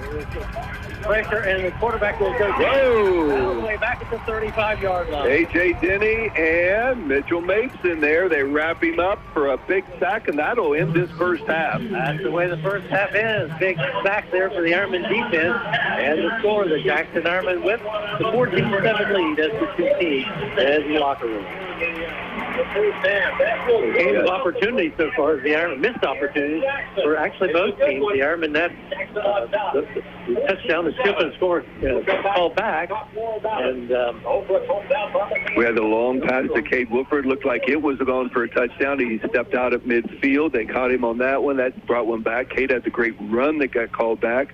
We did have the defensive score by Drew Bragg, and that was the first touchdown of the game. So that was a big plus in it. Since then, it's been a 7-7 game. So the Ironmen have the 14-7 lead in everything you could expect against Wheelersburg and Jackson at halftime. All right, we've reached the halftime, and we'll take a break and be back with more Jackson Ironmen football right after this timeout.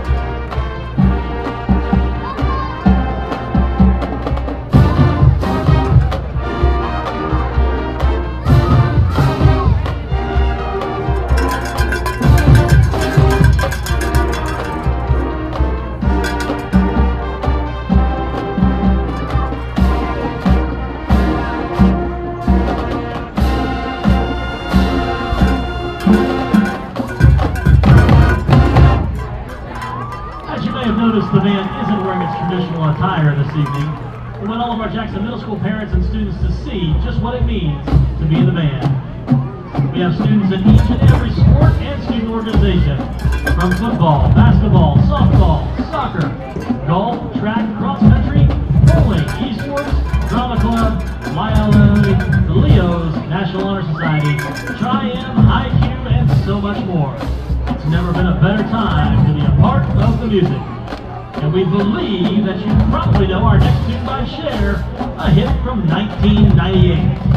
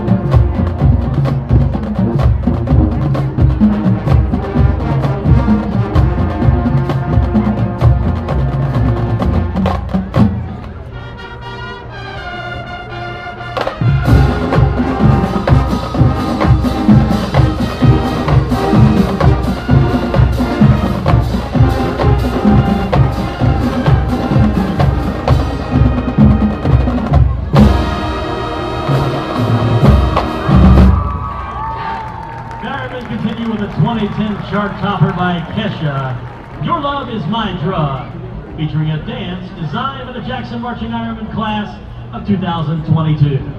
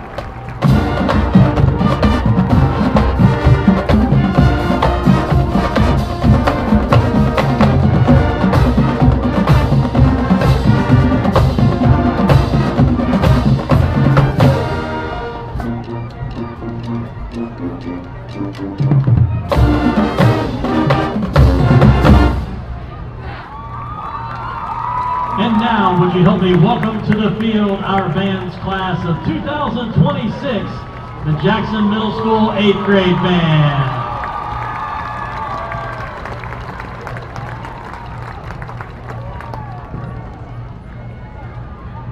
And now, put your hands together for one of our Jackson Marching Ironmen favorites, a little song called Talking Back.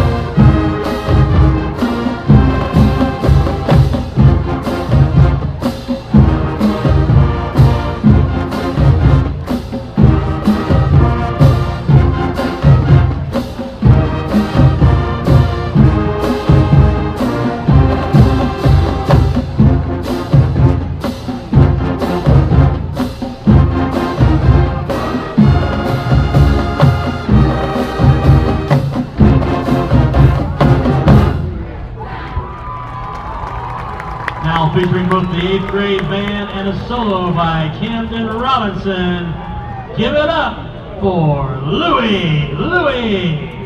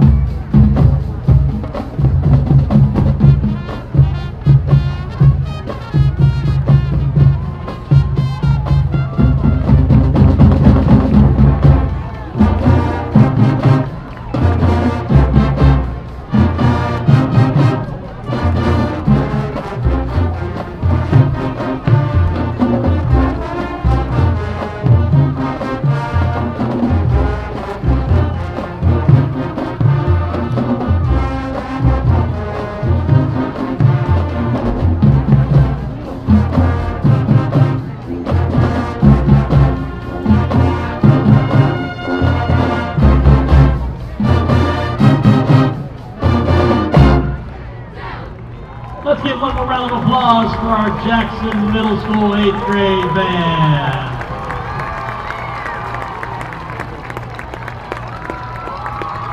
Ladies and gentlemen, thank you for your attention and applause. We are the Jackson High School Marching Ironmen.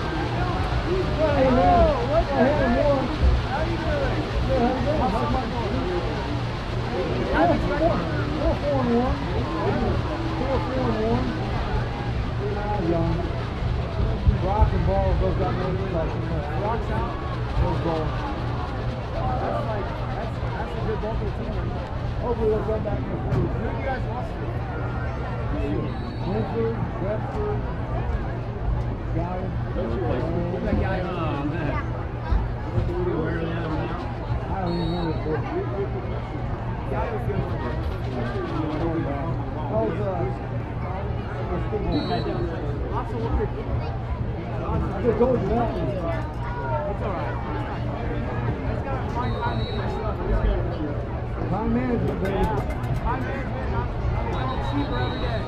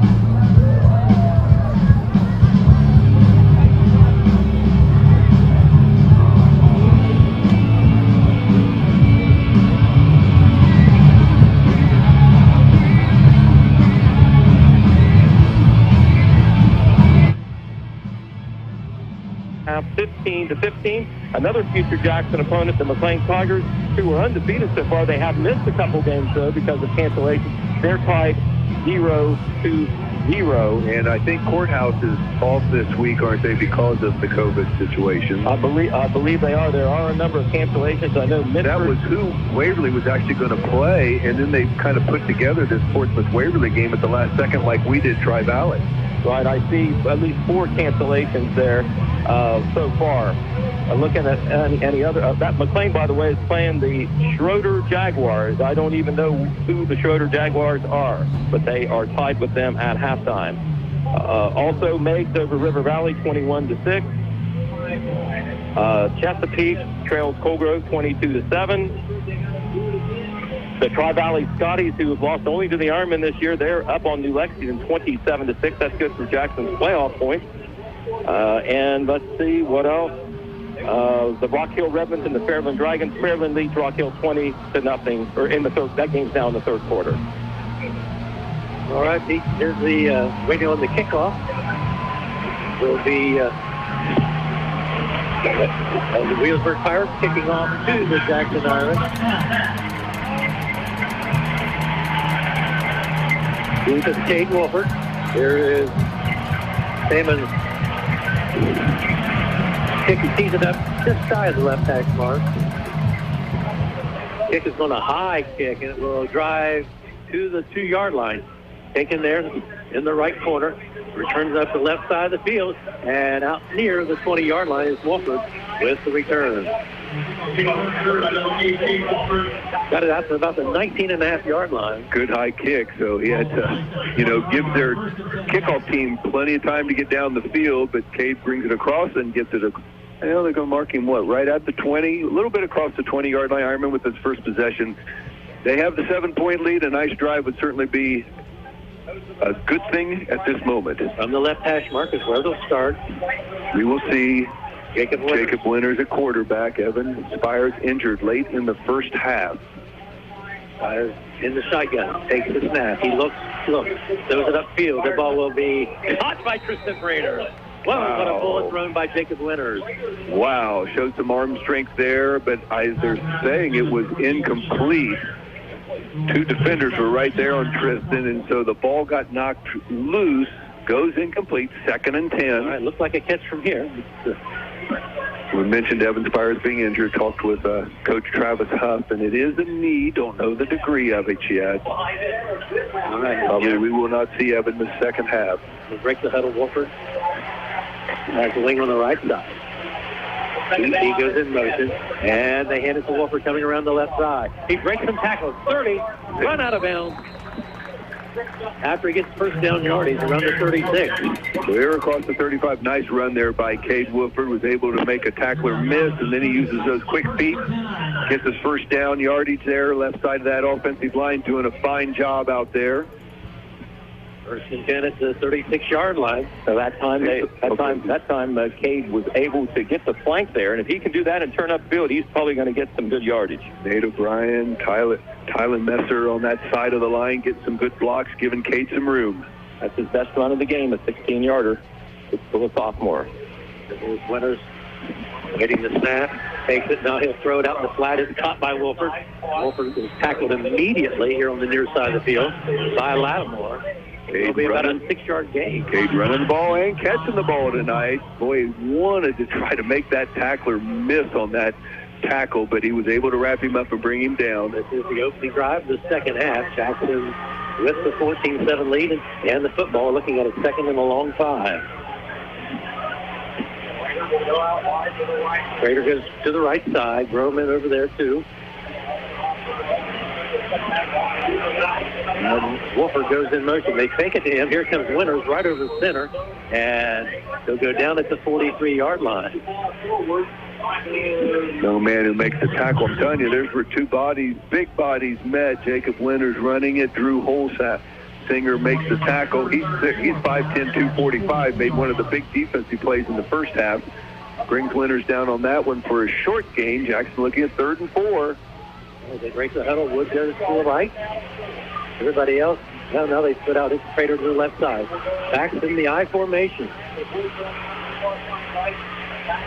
There's pitch to Wolford out of the I. He comes up the field, and he'll go into the North territory at the 49-yard line. He has the first down right in front of the Ironman bench. Hunter Webb, the fullback in the eye, got a good block there. Cade utilized it, made a good cut around that tackler, and takes it to midfield, and the Ironmen get another first down. Noses the ball right at the 50-yard line. Ironmen already with more rushing yards here on the first drive in the second half than they did in the entire first half. Wolford getting a little room to run wide. Clock stopped as he was run out of bounds. First and 10. Wood and Prater to the right side. Winters under center. He hands off. And in the backfield, nothing to go there. And Wolford makes a positive yard out of not much room. He picks up a couple, maybe 2.5 yards. Into Wheelersburg territory at the 48-yard line. Early here, first possession, 3rd quarter, a 14-7 contest. Ironman with the lead and the football. Jacob Winters quarterbacking now. And an entry to Evan Spires late in that second quarter. Well, is at the 48-yard line. Second down and 8.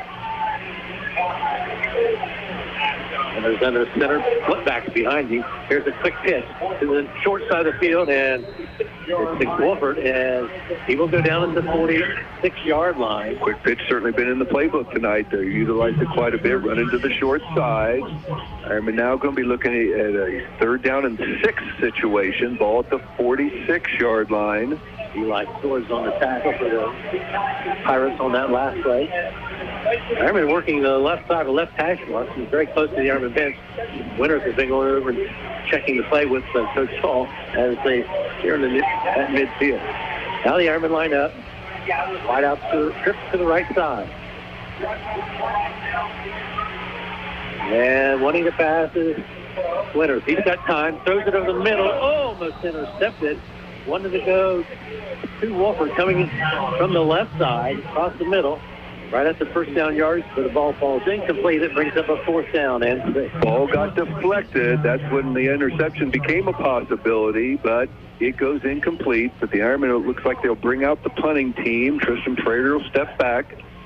Ironman needs 6 yards for a 1st down. We'll see if we can punt and play a little field position here. One player deep for the Birds. Snap is a good one. Here's Prater's kick. Low end-over-end kick. Takes an Ironman bounce and rolls inside the 10 and down to the 7-yard line.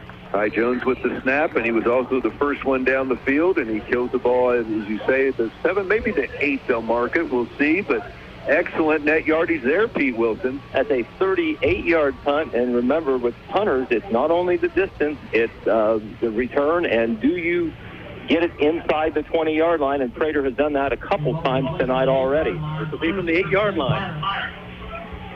Danny, I know you were listening, but this game certainly has resemblance a little bit to the Ironton game, Pete Wilson, where 1st downs were critical, field positions critical, nothing coming easy for either offense. Not at all. The offenses both having trouble putting a long drive together. From the right hash mark, they'll start from their own 8-yard line.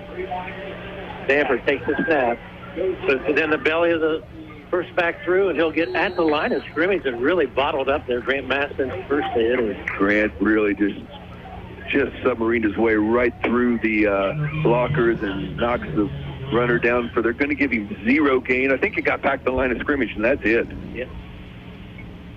2nd down and 10 for the Birds. Inside their own 10-yard line. A.J. Denny in at the nose guard position on this possession. Woodyard, one of the tackles. On the shotgun, the quarterback will keep it. He's stopped right in his tracks at the 8-yard line. Line of scrimmage. That was Maston once again first to get him. How do you do, is what he said. Just want to see a better linebacker in Southeast Ohio. I haven't yet. But number 57. No gain on that. But outstanding. No gain again on that play. It's 3rd down and 10 for the Birds. Shannon Webb, Hunter Webb. I keep wanting to say Hunter Webb replacing Spires in there at the outside linebacker position. Here's the quarterback rolling out, looking upfield. The ball will be incomplete, thrown out of bounds. Over on the far side of the field. It would have been caught, has been shy of the 1st down, so now Wheelersburg will punt it away. And once again, that was the big guy, number 2, Jones. Eli Jones. No, is that who threw the ball? Number 8. Number 8. Oh, it was okay.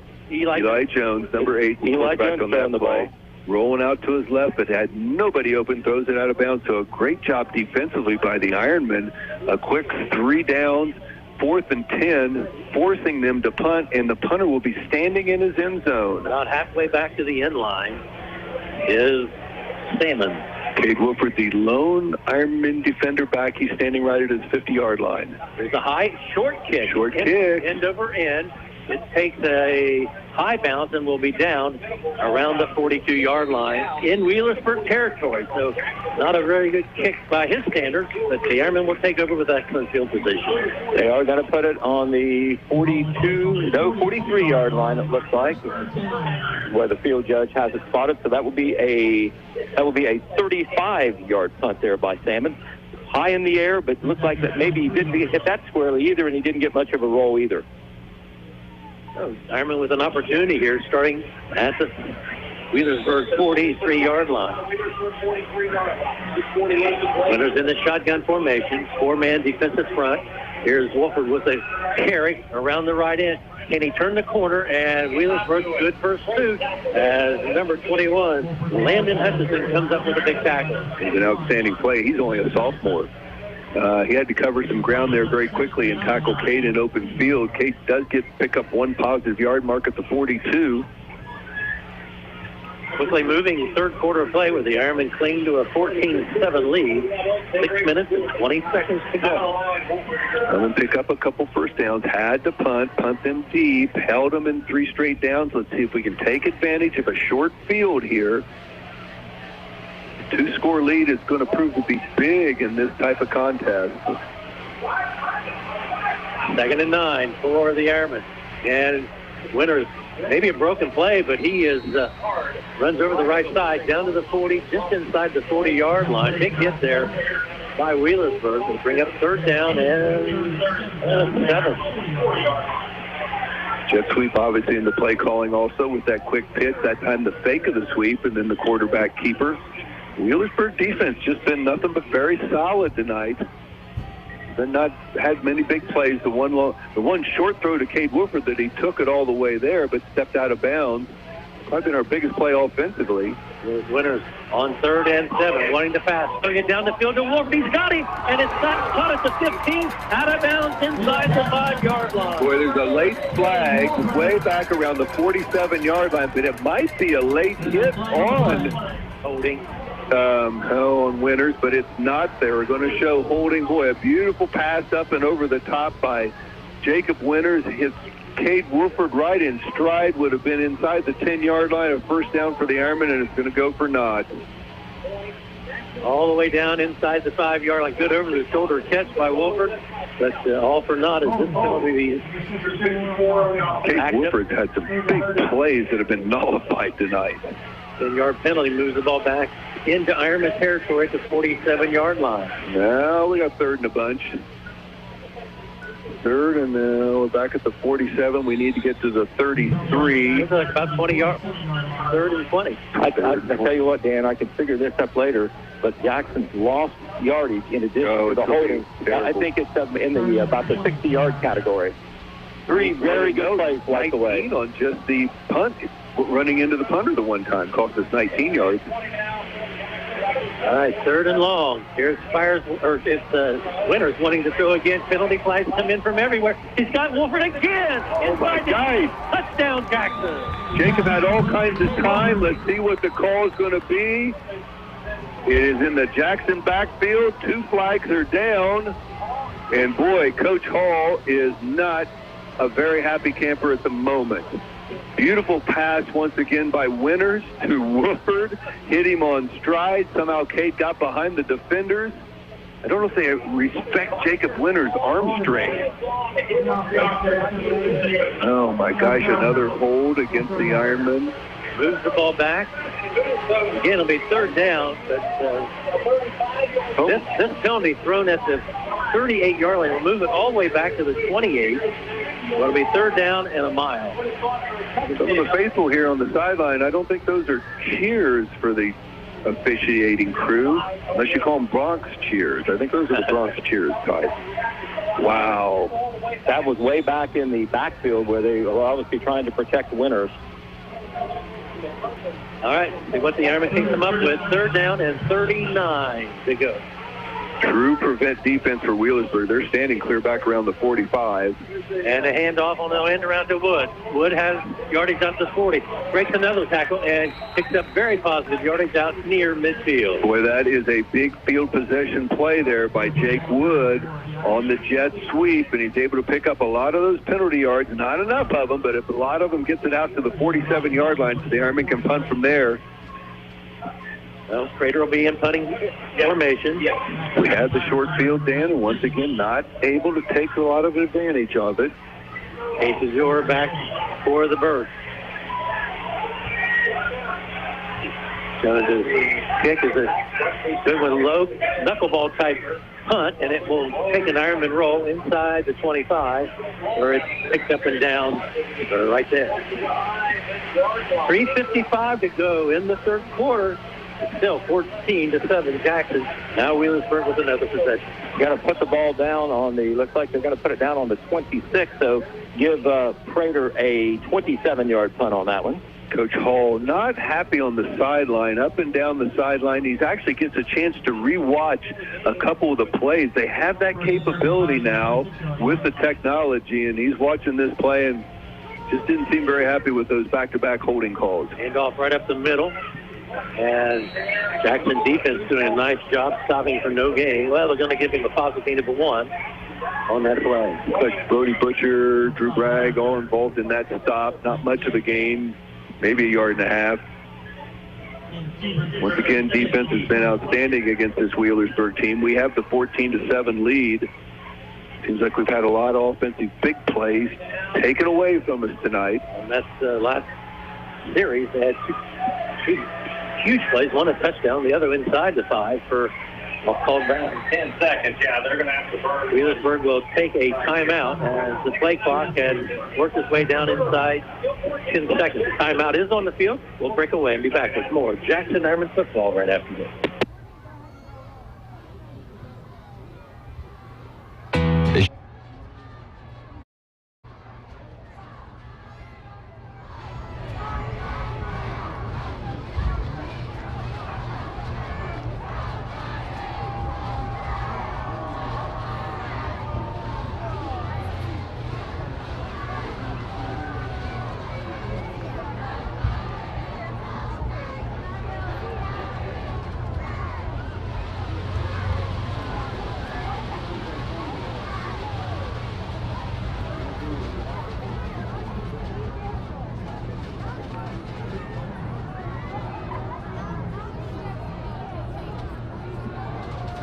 Three timeouts.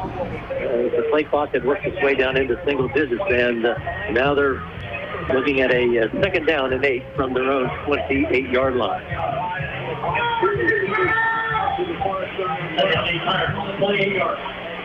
Second and 8. They send a man in motion, hand off to the quarterback, keeps it, and he's got some room out near midfield and run out of bounds in Ironman territory. Eli Browerman wraps him up with the angle tackle, but not till he gets near midfield. But we're maybe going to see a penalty in the backfield of Wheelersburg after that big run by their quarterback, and this is going to back the Pirates up. It looks like holding is the call. It's becoming one of those games where if you're a lineman, you got to understand that it appears this group of officials is going to freely call holding. Line of scrimmage now, the 22-yard line. Yeah, Ironman finally catch a break in penalties. That ball's at the 22. It would have been a first down right at midfield. Eli Jones is in at quarterback.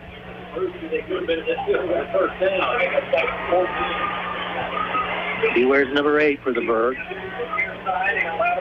Sends Lattimore in motion, hands to him. Lattimore around the left end, and he can't turn the corner of the Ironman right there. Bring him down after a short gain out to the 26. Looks like Brody Butcher, I think, wrapped him up and brought him down on the far sideline over there. Holden Blankenship near that play also. No, well, short, small gain. Third down Gets him back to 3rd and 10. Big play here for the Ironman defensively. Clock down to 2 minutes, 40 seconds to go. Jackson clean to a 14-7 lead. That's in the third quarter. Still a lot of football left, but boy, these are big possessions right now. Yeah, quarterback looking to pass. Throws him out in the flat, and it's incomplete.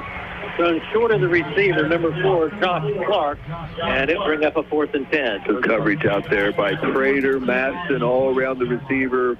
Pass a little bit short. Defense steps it up again for the second time here in the third quarter, and Cade Wolford will step back and try to field a punt here. It will be Salmon's kick will. It's one of those games, Pete, where both offenses tend to move backwards more than forward in this game. I just think nobody can just get anything going at all. Several plays in a row, several first downs, without usually making a mistake on their own. Salmon takes the slow snap, kicks it high and deep. It will The Ironmen let it bounce, and it will take a big Wheelersburg roll inside the 20-yard line. Danny, that's the punt we saw in pregame. Yes, it is. High, long, and then rolls in favor of the Pirates. And Pete's quickly doing some math here, but that takes us all the way back to our 15-yard line. How does 59 yards sound? Well, I was going to guess pretty close to that. 15-yard line where the Ironmen will start this next possession. And that flips the field position. Yes, it did. We had stopped them earlier way back down there. We had the ball at the 42, but penalties forced us way backward. Now Wheelersburg with that huge punt puts a lot of turf between the Ironmen and the goal line. 2:10 to go here in the third quarter. A lot of football left, but boy, each possession now becoming very important. You're only going to get it a few more times in this contest. Winters brings his team to line of scrimmage.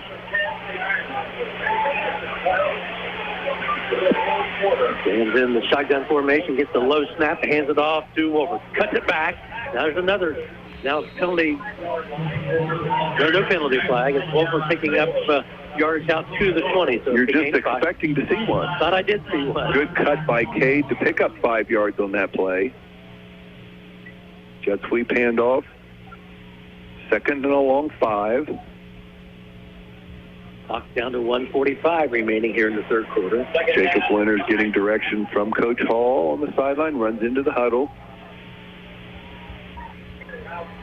Wood and Wolford to the right side, Prater to the left. And now motion and handoff, or fake a handoff. Here's Winters, and he will get out over the 25, and he'll have the first down. It's good hard tackling there, but Winters. Fake the jet sweep, Winters keeps, and I'll tell you what, he finished that run. He ran over a defensive back there right at the 35-yard line. The Ironmen get a first down, mark it out, I'm sorry, the 25, mark it at the 26. And the Ironmen get a little bit of room here.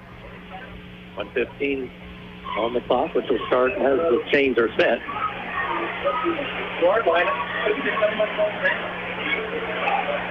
First and 10, Jackson. Holden Blankenship checks into the Ironman lineup. Holden with a big touchdown pass. It's actually the reception and the score last week that gave us that lead in the fourth quarter. And timeout is called by the Ironman as they had some confusion there on the play selection. 53 seconds remaining. We'll stay right here as the Ironman gathers around, huddle around Coach Andy Hall. Each team now with 2 timeouts left. There's still a whole quarter of football, but every little play like that becomes a factor in this contest. Playing it very close to the vest because both teams, when they have done something well offensively, they've sort of shot themselves in the foot, and it goes both ways in this contest. Jackson, quick glance, I believe Jackson had 4 holding penalties in this game. And I believe that all 4 of them came on plus plays, 3 of them big plus plays. Yeah. We'll figure that up. Cade Wolford's had a lot of plays called back tonight. Both passing and running. Yes, it's been tough, but we got to weather the storm, and you got to get a win here. We knew this was going to be a dogfight. It is exactly that when you have 2 of the premier programs in Southeast Ohio taking on each other. This is week 5 of our non-league games.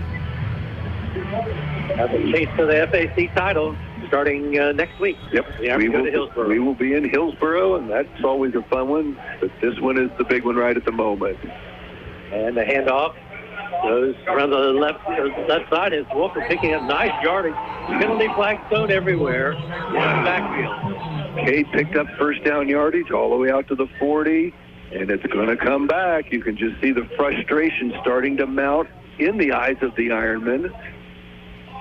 And it looks to me like that was one of those holds, Dan, that we didn't even need. He had the room and the run, and wow. Now they walk it back. 10-yard penalty moves the ball back to the 19-yard line. Got to come all the way out to the 36 for a first down. It'll be 1st and 17. That's 5 holding penalties. 3 of them right here in the third quarter. 47 seconds remaining in the third quarter. First down. Wolford to the left, Prater to the right. And here's Winters. Wants to throw it deep, and it will be juggled around. It was intended for Prater. He and the defender had a pretty good shot at it around the 42-yard line, but falls incomplete, and that'll bring him second down. Jacob threw that from his 15 across the field all the way down to the Wheelersburg 40. Kind of a jump ball situation between Prater and the defender, and the ball gets batted away, goes incomplete, stops the clock at 29 seconds to go here in the third quarter.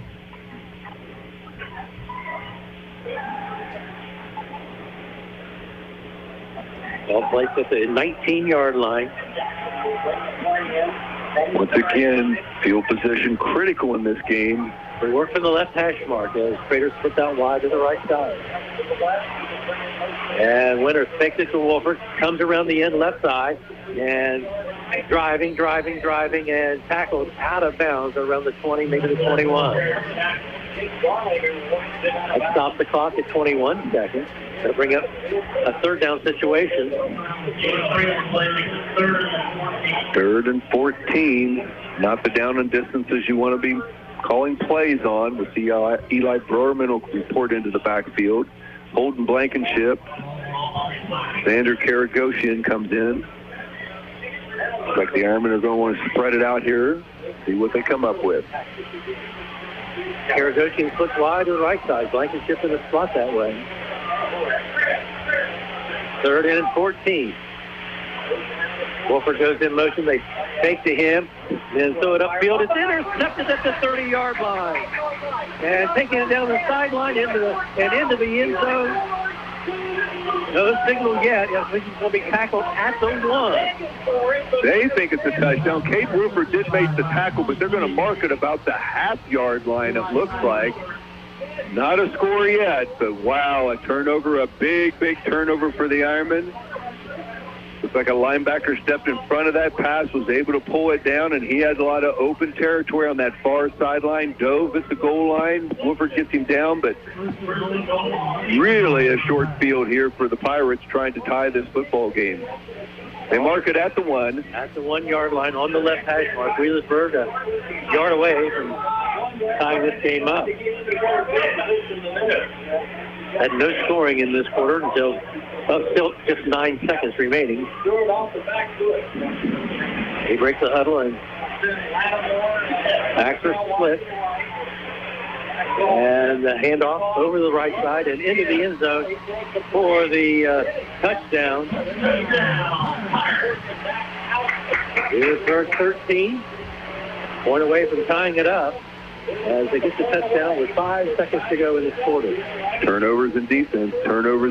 That's the name of the game in this contest. 14-13 with 5 seconds left in this third. They'll try to tie it up with the kick. The interceptions by Eli Sword, number 23. One of their running backs also, a good two-way player for the Berg. He had a nose for the end zone. He tried to get her in there. We got him tackled just short, but it only took one play for them to punch it in. Dewar will hold. Salmons will kick, and it's on the way, and it is good. This game is all tied up. 5 seconds to go in the quarter. We'll take a break. We'll be back with more Jackson Ironmen football right after this. The Jackson County Health Department HOPE Initiative is on.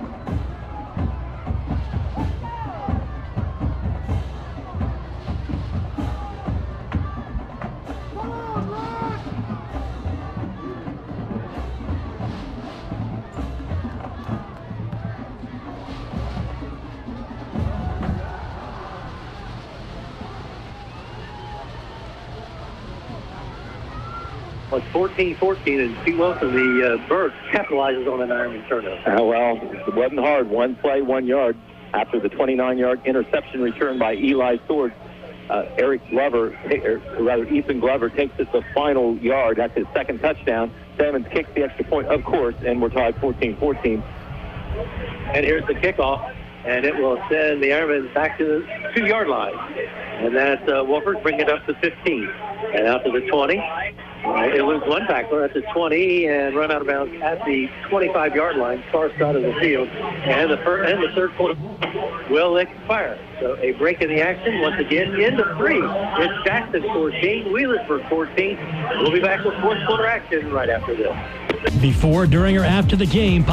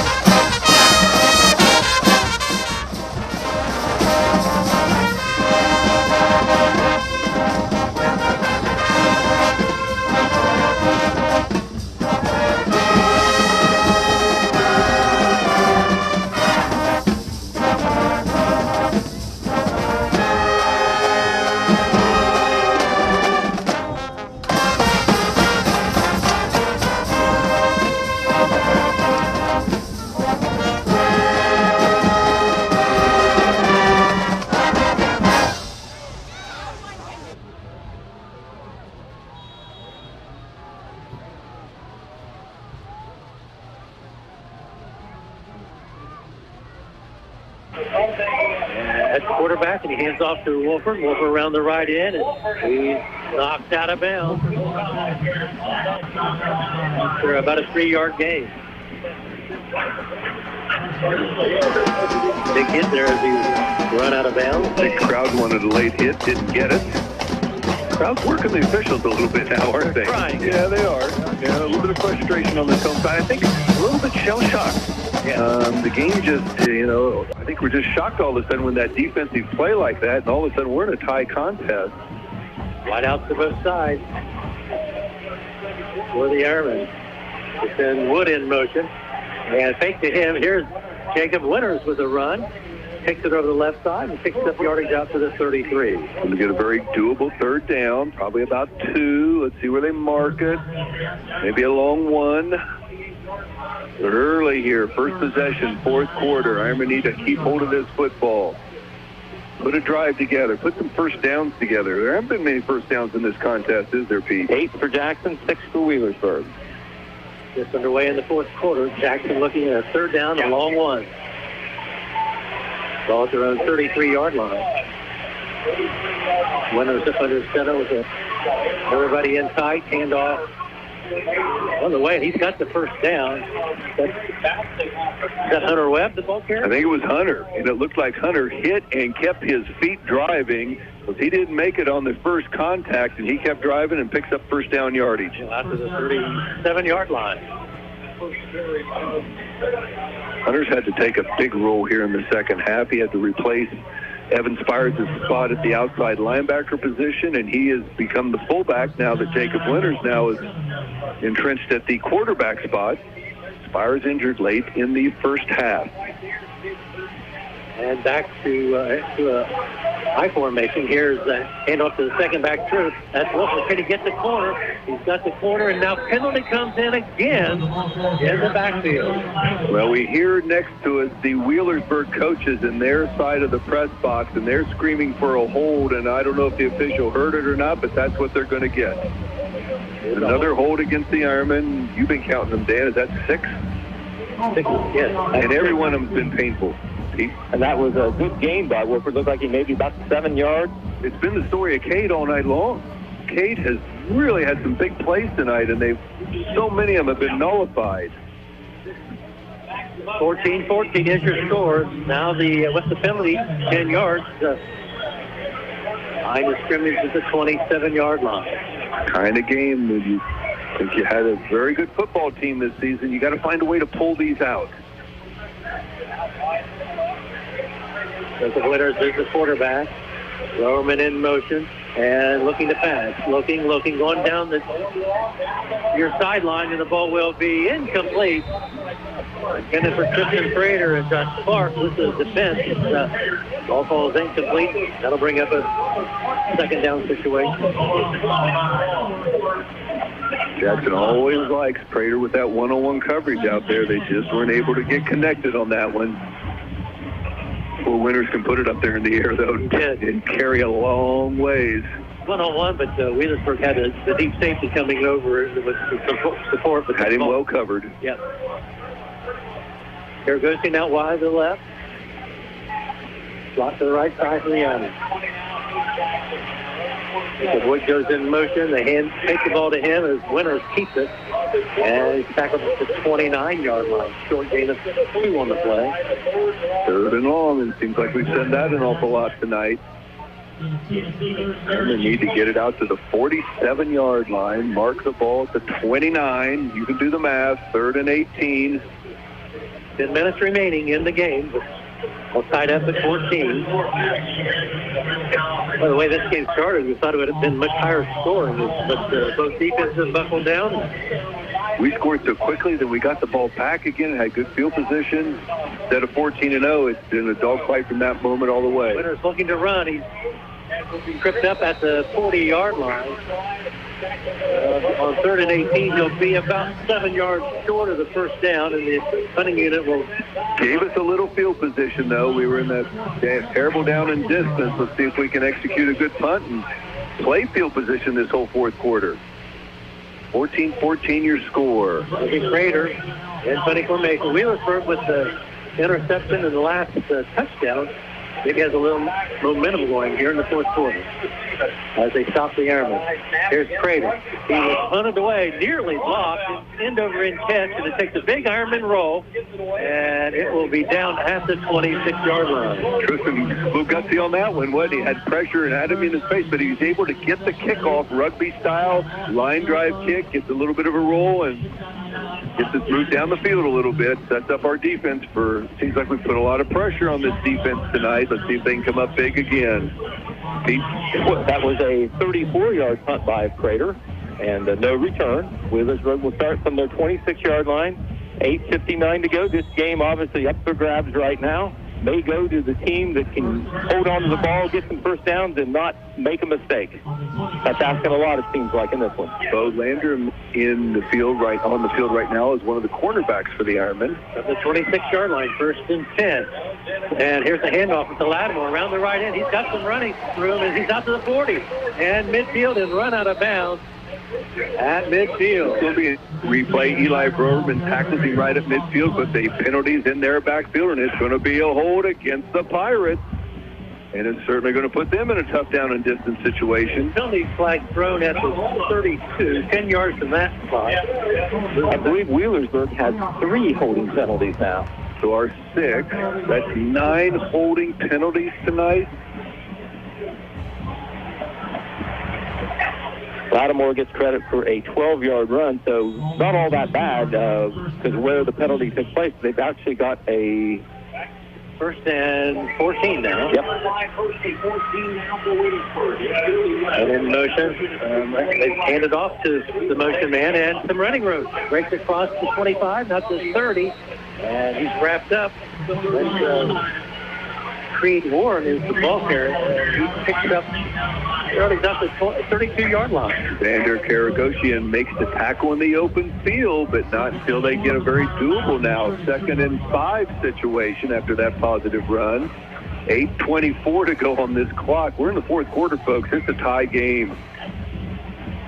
Warren goes into the slot to the right side. 8:15, second down. And here's the handoff. They take it, and the quarterback will keep it around the right side. He has the first down out to the 40 or the 37-yard line. Well, Browerman wrap him up, but not until the quarterback picks up first down yardage at the 38-yard line, moves those yard markers again. Line of scrimmage is the 38. First and 10, Wheelersburg on the right hash mark. Bates into the defensive tackle position. And handoff, right and left side. Ironmen had a chance at him in the backfield, but hold on to him, and they stop him right at the 39-yard line, a gain of 1 on the play. McGraw does a good job of holding on to Lattimore's jersey and brings him down after a short gain of 2 yards. He's a little scary back there. He's very quick to make people miss. Second down and 8 with 7 minutes and 27 seconds remaining in this game. It's all tied up at 14. The junior quarterback, Eli Jones, probably the better runner of the two quarterbacks, is in on this series. Jones sends a man in motion. That's Ward. And handoff to Lattimore. Left side with some running room. Breaks into the secondary. Across midfield and down to the 46-yard line. He's doing a good job, but when we have to keep saying Eli Browerman's making a lot of tackles out there, he's our free safety, folks. He wraps him up there. He was the last line of defense. He brings him down, but not until Lattimore crosses the 50, gets down to the 47-yard line, and another first down for the Pirates. Timeout is on the field. No, it's not a team timeout. I think it might be an equipment issue. Yeah, an official's timeout.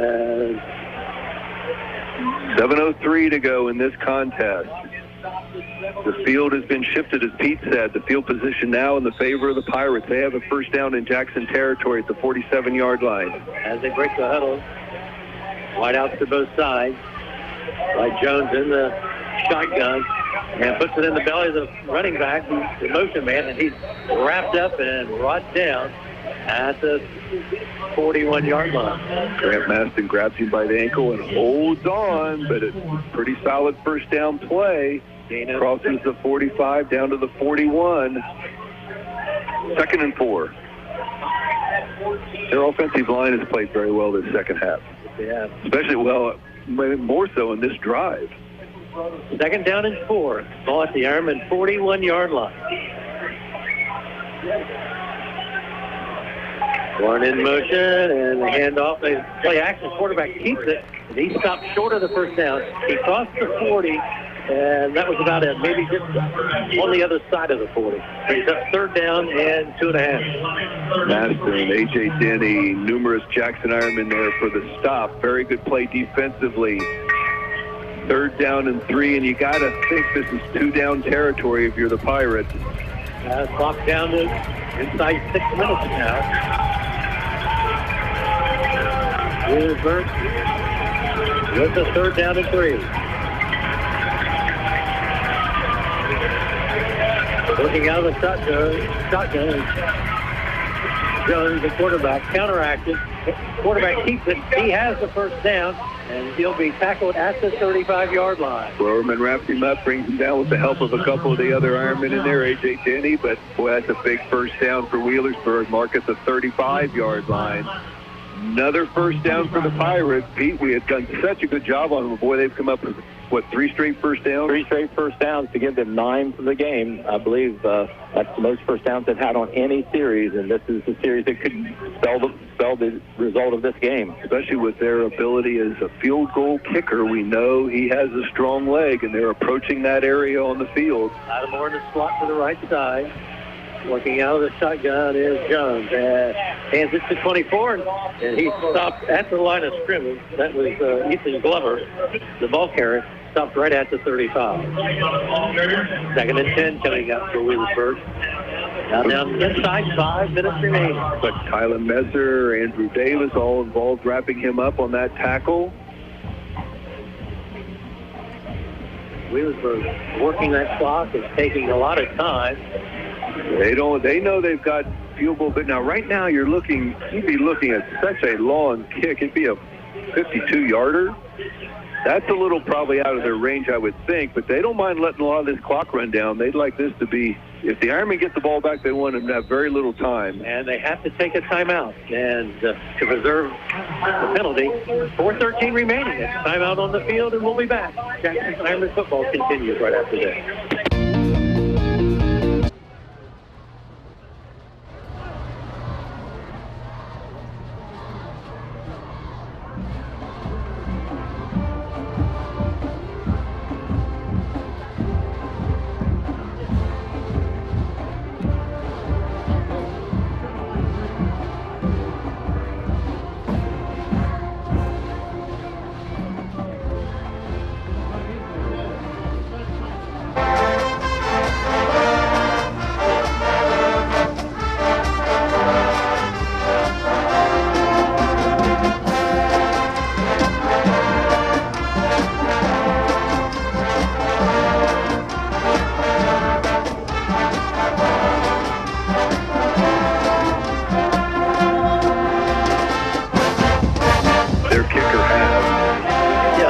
be after 30, it'd be a 47-yarder.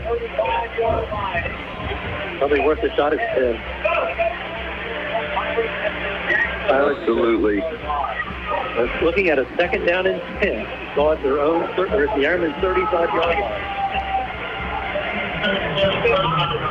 Eli Jones is the quarterback. He stands under center. Full house formation. And fumble on the full snap. The Ironmen think they have it. No signal yet by the guys that count. Who's on the ball? Yeah, the Ironmen are cheering, and as Grant Massey comes out of the bottom of that pile with the football. Thank you, Grant, for showing us who had it.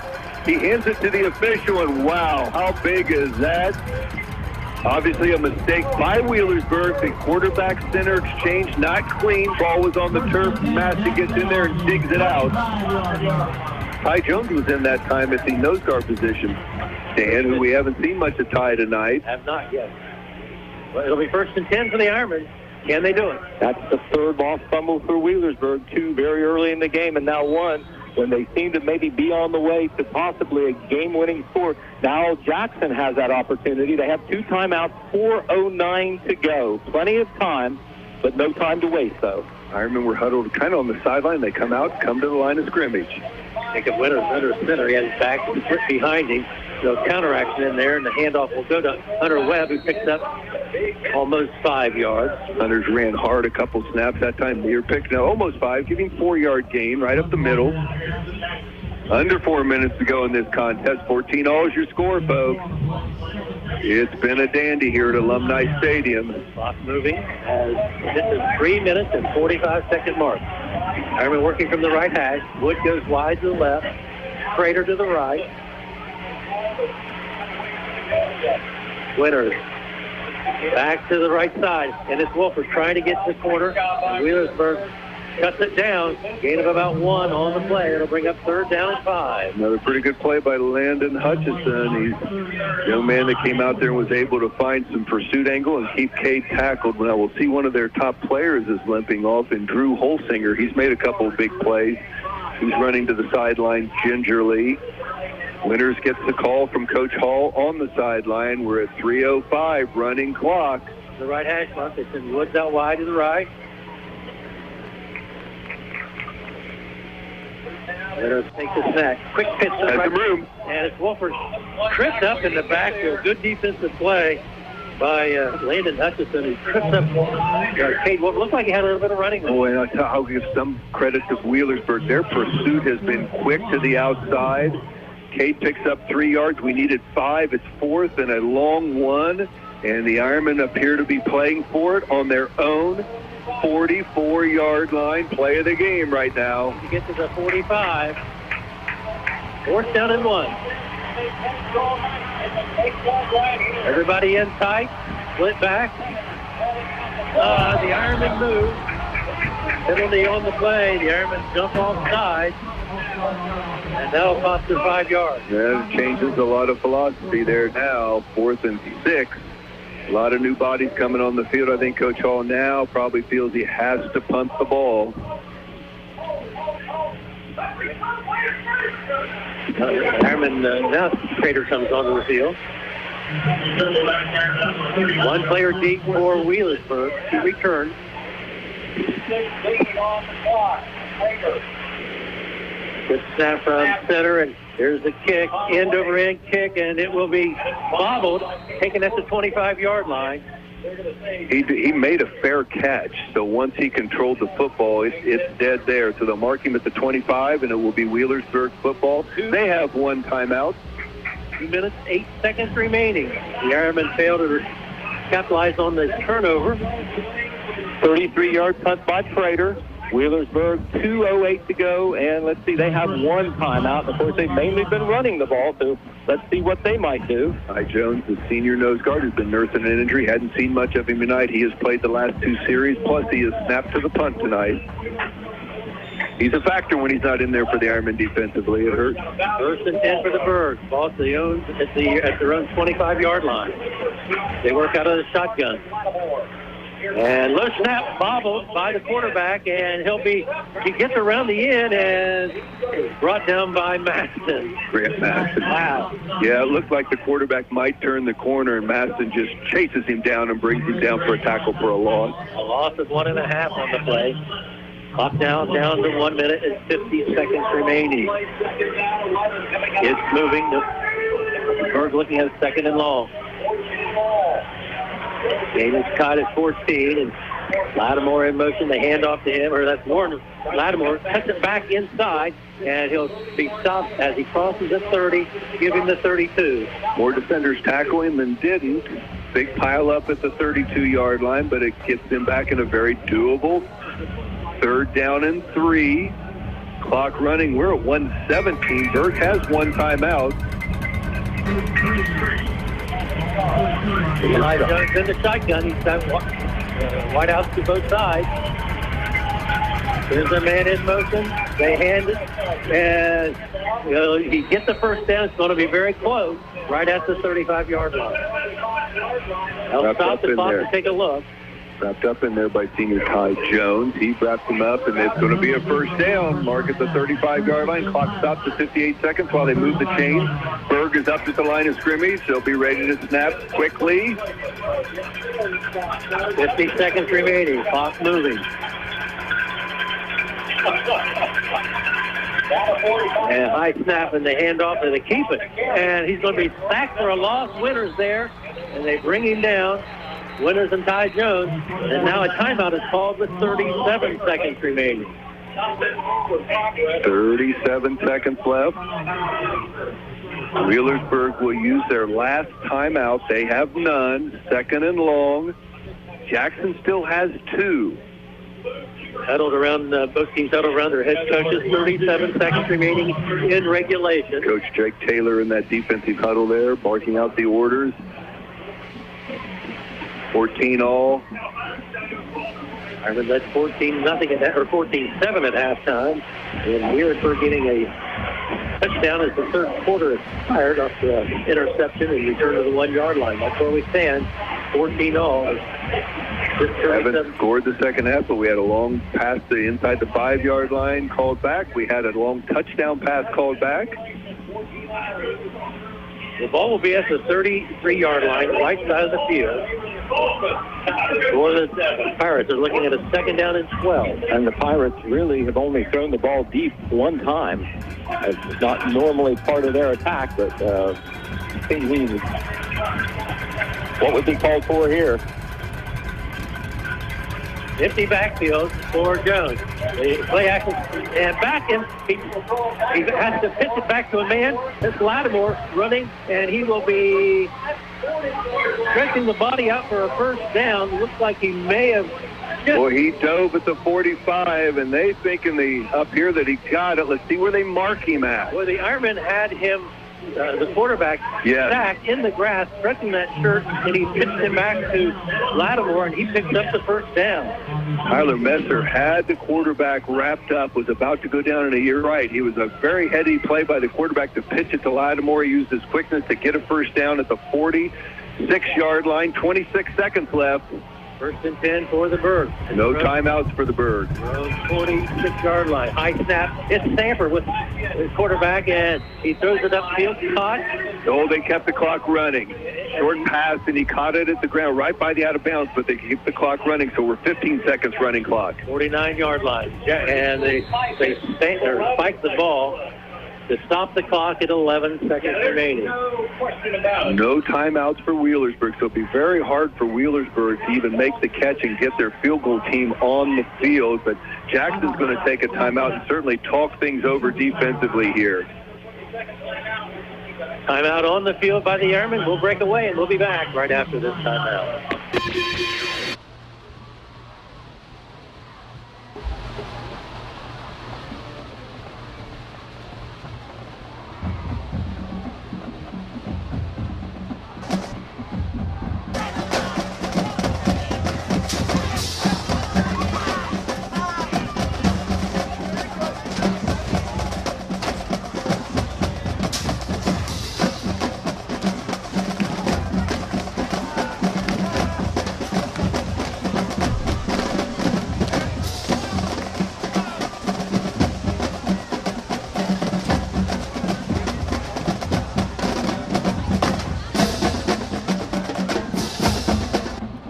Down and distance not as important as the clock right now.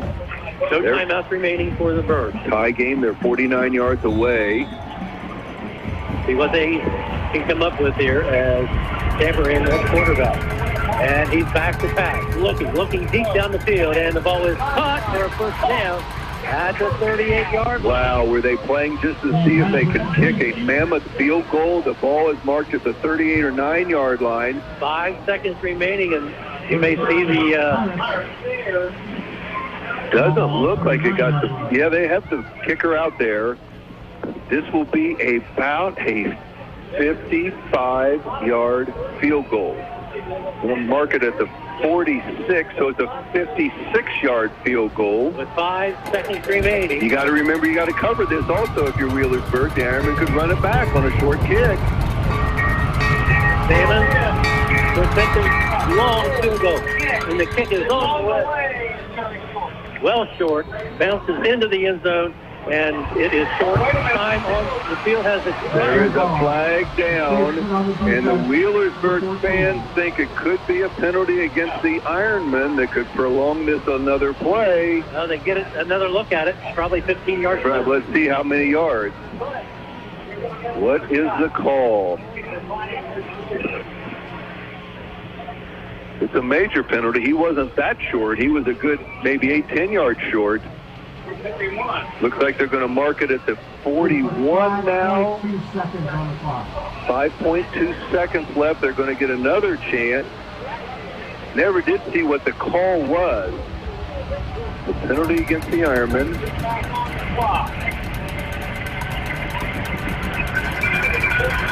They're going to walk it off down to the 34-yard line. Wow, they're going to mark it right around the 40. Dan, it'll be a 51-yarder now. Well, the kicker, Braxton Salmon, the right-footed kicker, has the ball on the right hash mark. From 51 yards, he'll attempt to win the game for the Birds. And a timeout is called by the Ironmen. Might as well not take one in your, keep one in your pocket. Talk it over there. Don't need another penalty that would get them any closer. No, you don't want. You want to be careful. You don't want to rush the kicker, for God's sake, because you know Jackson's going to try to rush and make it hard for him. Line of scrimmage is 34. It's all we plotted as a 51-yard attempt. That'll be good to have you back. You enjoying this one? Yeah. A little bit of drama involved? My gosh. Lots of penalties. Lots of penalties. A handful of turnovers. All right. Ironman back. On the field. I don't think we've ever seen a 51-yarder kicked in our 41 years, so let's hope we never will. Eli Broman's back at the goal line for the Ironman. Here's the 51-yard attempt. If it's short of the goal line, Eli could return it.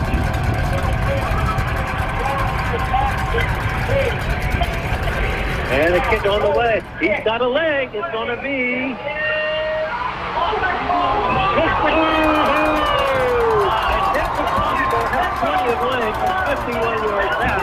Whoa, it hit the crossbar and bounced back into play. It could just as easily have gone through. The Ironmen have new life. What a kick. That would have been good for 55 or 60. I mean, he had plenty of legs. Well, it hit the level crossbar. Yes, but... So it would have, it needed another 6 inches is what it needed. But we got the favorable bounce, and let's see if we can take advantage of it. Into overtime. And we have a break in the action. 14-14 is your score at the end of regulation. Wheelersburg Pirates, Jackson Ironmen. We'll be back after this timeout. Do you have a roofing or siding project?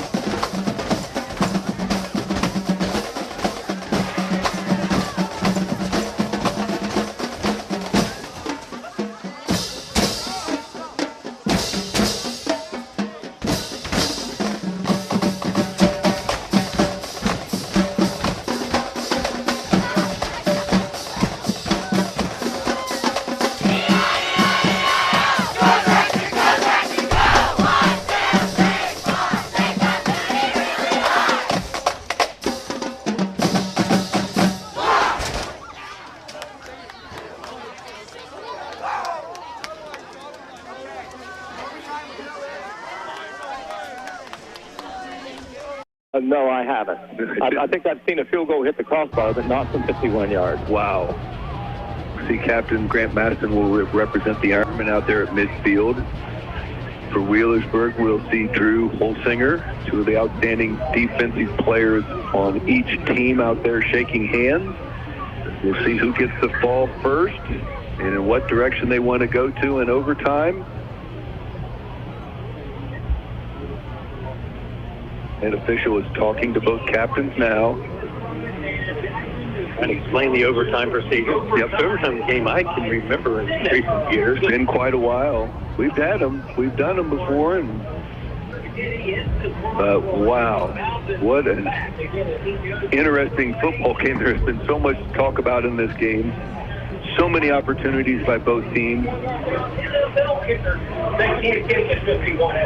Well, we're down to less than a minute on the scoreboard clock. The captain's still meeting out at midfield. As I'm sure they're explaining the overtime procedure. Doesn't happen very often. The 25-yard line each team will get a possession from is an apiece. I believe it is in high 25, and granted, whoever gets it first, whatever happens, the other team will get that possession also. So you certainly want to score if you get the ball first, some way, shape, or form, and put the pressure on that next possession. We're seeing Grant point toward the scoreboard end zone. Wheelersburg is running across and elected to play defense. Wheelersburg will play defense first. The Ironmen will have the ball first. And we'll be down at the goal line, or the side of the field where the scoreboard is, the north end of the stadium. Of course, the advantage by playing defense first is you know what you have to do when you get the ball. And even if you give up a touchdown, you've got a shot to get it right back. Still have a shot, but boy, does that put the pressure on you, because then it's touchdown or over. Take the field goal out of play. And then huddled up around Coach Hall right about the 33-yard line, getting their last direction. Looks like they're going to put it on the 20, Dan. At college, it's the 25, but at the high school, it's the 20. And it's a possession football. If you get a first down, you get to keep it. You lose it on possession, then it goes over to the other side, and they start from the 20-yard line. Field goal kicking certainly can be part of it. It certainly is. I was just going to say, a field goal even from this line of scrimmage is 37 yards. Both teams have kickers that can do that. Okay, the Ironmen with Jacob Winters at quarterback. Joining us late, Evan Spires went down in the game, and he has not been back. Now Winters, there's a handoff left side to Wolford. Wolford gets positive yardage down to about the 14. Good block down there by that offensive line by the Ironmen, and Kate follows them. And looks like they're going to give him only 3 yards. He got down to the 15, but maybe a knee hit that we couldn't see. There's no score or no time on the scoreboard. It's overtime. This is free football. Winters looks to the 2nd and 7. The ball in the center of the field. Everybody in tight for the Ironmen. Unbalanced left side, and a quick pitch it to Wolford, trying to get the corner. He all the way inside the 15, down to about the 11. He's 1 yard shy of the first down. Got some decent blocks out there from the offensive lineman on that quick pitch. Is there an injured player down there leading the way? For the Ironmen offensively, Trent Evans got a good block out there. Ironmen will be looking at a 3rd and 2. They'll get to come over to the sideline while they tend to the injured player. He is up on his feet, so it's not going to be a long delay. The injured player was Eli Swords, who had that big interception at the end of the 3rd quarter. Returned it all the way back to the 1 yard line and set up that tying touchdown and got us into overtime now. Ball is up just inside the 12-yard line. 3rd down and 2.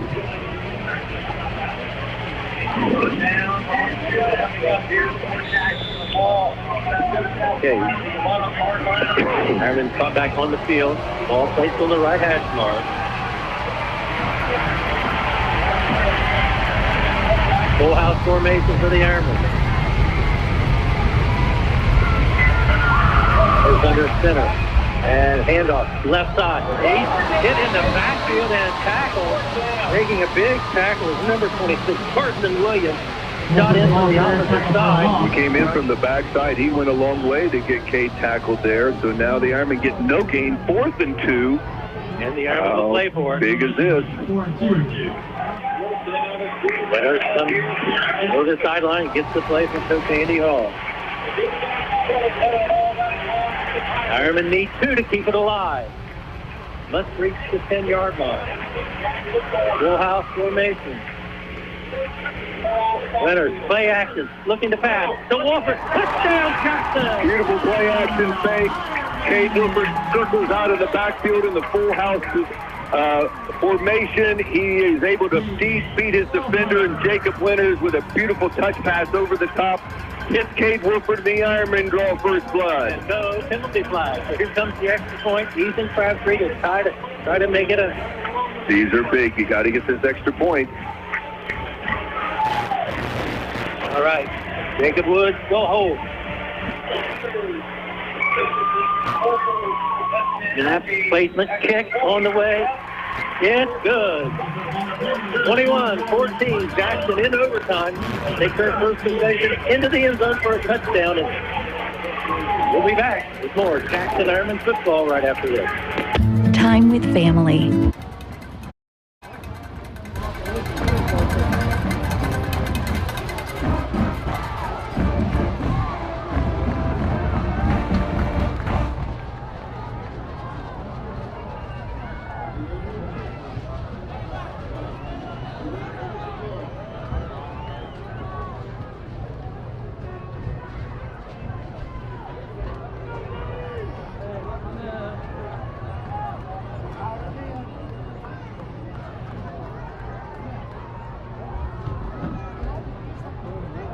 Obviously, welcome Dan Morris. Into the overtime, the Ironmen take the lead on their first possession. 20-yard drive, Pete. 20-yard drive in 4 plays, and on 4th and about 1.5 to play action pass goes Goldberg. Perfectly executed by the Ironmen. Cade Wolford with the catch, Jacob Winters with the throw. Jones with the snap and handoff to, well, we have penalty flags playing. It'll be illegal procedure by Wheelersburg. It's going to back them back 5 yards. It'll still be first down, but it'll move it back to the 25-yard line. That kind of changes your approach. They kind of play it maybe the way they were going to anyway on first down, but now they need 15 instead of 10. The touchdown by the Ironmen changes the approach too, because the field goal opportunity. Field goal is not in play right now. 25-yard line first and 15 now for the Birds. Eli Jones at quarterback. In the shotgun. And hands off to Keaton. And he's going to be down. No gain on the play. It's Jacob Winters and Drew Bragg. Drew Bragg gets him first. Jacob Winters helps wrap him up. They bring him down for the sack. Big football game tonight for Drew Bragg. Remember, he scooped up that fumble and took it in for the Ironmen first score tonight. He's been in a lot of tackles also. Second down and 18. Ball now back at the 28-yard line. And the Ironmen hang on. Mitchell Nate playing that outside linebacker position, the sophomore, getting quality snaps in there. Another shotgun formation once again. Low snap, play action, looking into the end zone, and the ball will be... There's a penalty at the goal line. Ball was batted around. There's all kinds of contact in the end zone. They threw it up for grabs in the end zone. Bodies were banging around. Let's see what the call is. I think it's going to be maybe pass interference. Be a 15-yard penalty, but that they need 18 to get the first down. Wow, is that a big play? Ironmen had it well covered, but there was contact in the end zone. Ball went incomplete. Flag came out, and there's another one of those costly penalties to help keep Wheelersburg alive in this contest. Second down. Looks like 4 yards to go. About the farthest downfield, Wheelersburg has attempted a pass tonight. Stamper comes into the game as quarterback. And you can see in the line of scrimmage. He's under center, full house formation. Stamper calls and hand off left side, and the Glover's the ball carrier. He has the first down inside the 10-yard line. Crosses the 10 down to the 8. We're looking at a first and goal situation. 21-14. Ironmen scored on their possession. Now the Berg has overcome the penalties, and they got a big break there on the pass interference, and now they are looking at a chance to tie this back up again. First and goal from the 8-yard line. All on the left side of the field. Full house formation. Denver hands off. The fullback is hit in the backfield, but he gets away, and he gets down all the way to the 1-yard line, it looks like. Wow, he broke a big tackle there about the 8-yard line, and he kept his feet driving and got it, you're right, down to the 1-yard line, Dan. Second and goal. Grant Maston had him hit hard and got out of that tackle. Now it's second down and goal at the 2. Williams was trying to tie it up. Triple I formation. And Saber hands off, ball goes over, and Clever with the touchdown. And into the second back in the triple I formation. Clever found a little bit of room. He is a hard runner, give him credit. Into the end zone, 21-20.